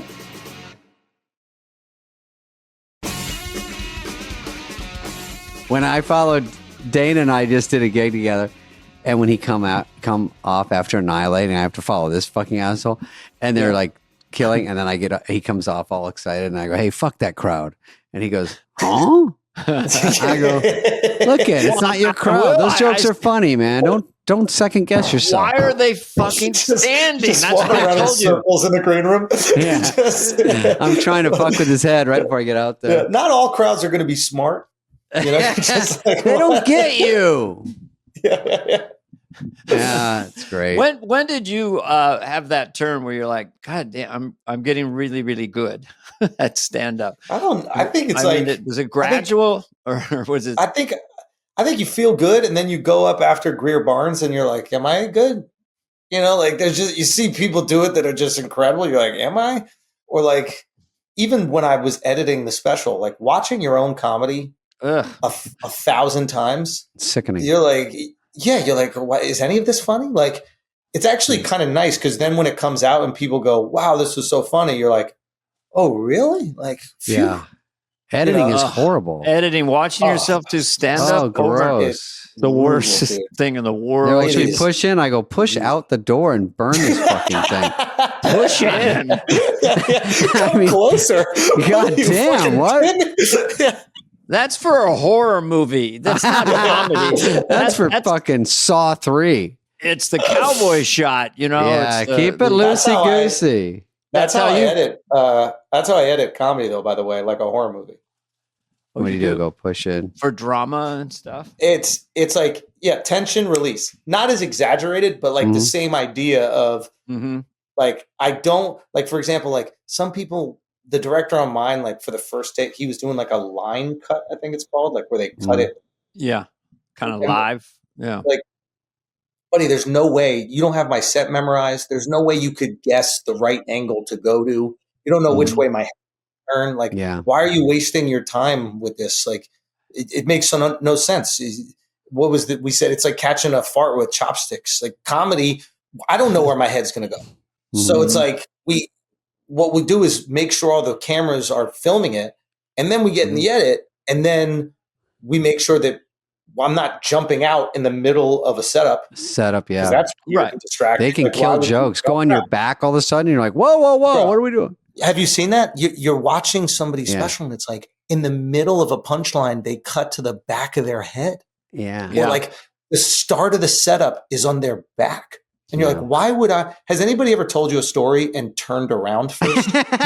And you pay more attention? You know what it is for me? Is sometimes you're watching it like someone is watching it sitting in a magic chair, and they're watching the special, and all of a sudden they're flying way back up in the auditorium, and then right in close, and then in the back of the head, and like they get tired of just watching the stand up, and so the amount of cuts, you're like, fuck, I'm exhausted. So it's like build things. Also, like I don't ever do a crane. Like nothing has ever been funnier because the shot went like that. Yeah. Zoom by like, your joke. Drive-by joke. They're telling me, they're like, the crane is $25,000. I'm like, what? Like, what for what? Just to show that we did a big production. Yeah. They like to show it's a big house. Because I said in mine, could I do a smaller place? They're like, they like to show that they paid for you and it's a big theater. And I'm like, I think people would believe that I also do theaters, but it's fun to get into a smaller room. So I think down the line, I will switch it up.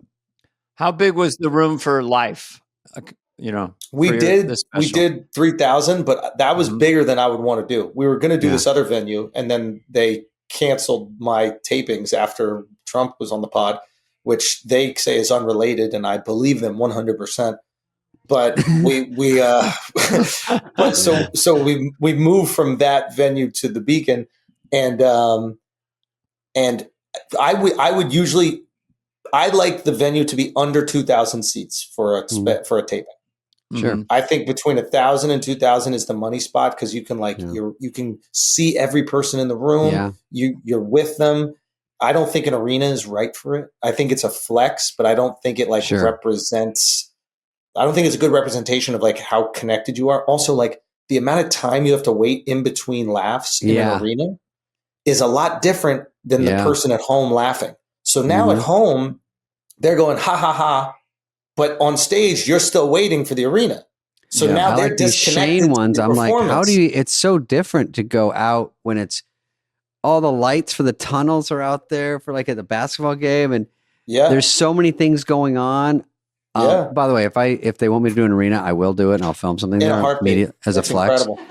Even if I bomb or just do 10 minutes. But I think mine is about 1,700. It was about that pocket of a place I played I liked. Where was it? Where'd you do it? It was in Denver. And which one? And Denver's, what's it called, Heather? Paramount. So great theater, great audience. Always when I played Comedy Works and stuff, it was always great audiences there. So yeah, they have good vibes out there. Good vibes, and they just town. They like it, and I like 50 to 70 for myself because I'm doing little sketches, doing little people talking to each other and stuff. Doing his hand magic, and the last special I worked it out in 50 seaters, and then I did it in a 1900. I just love the idea.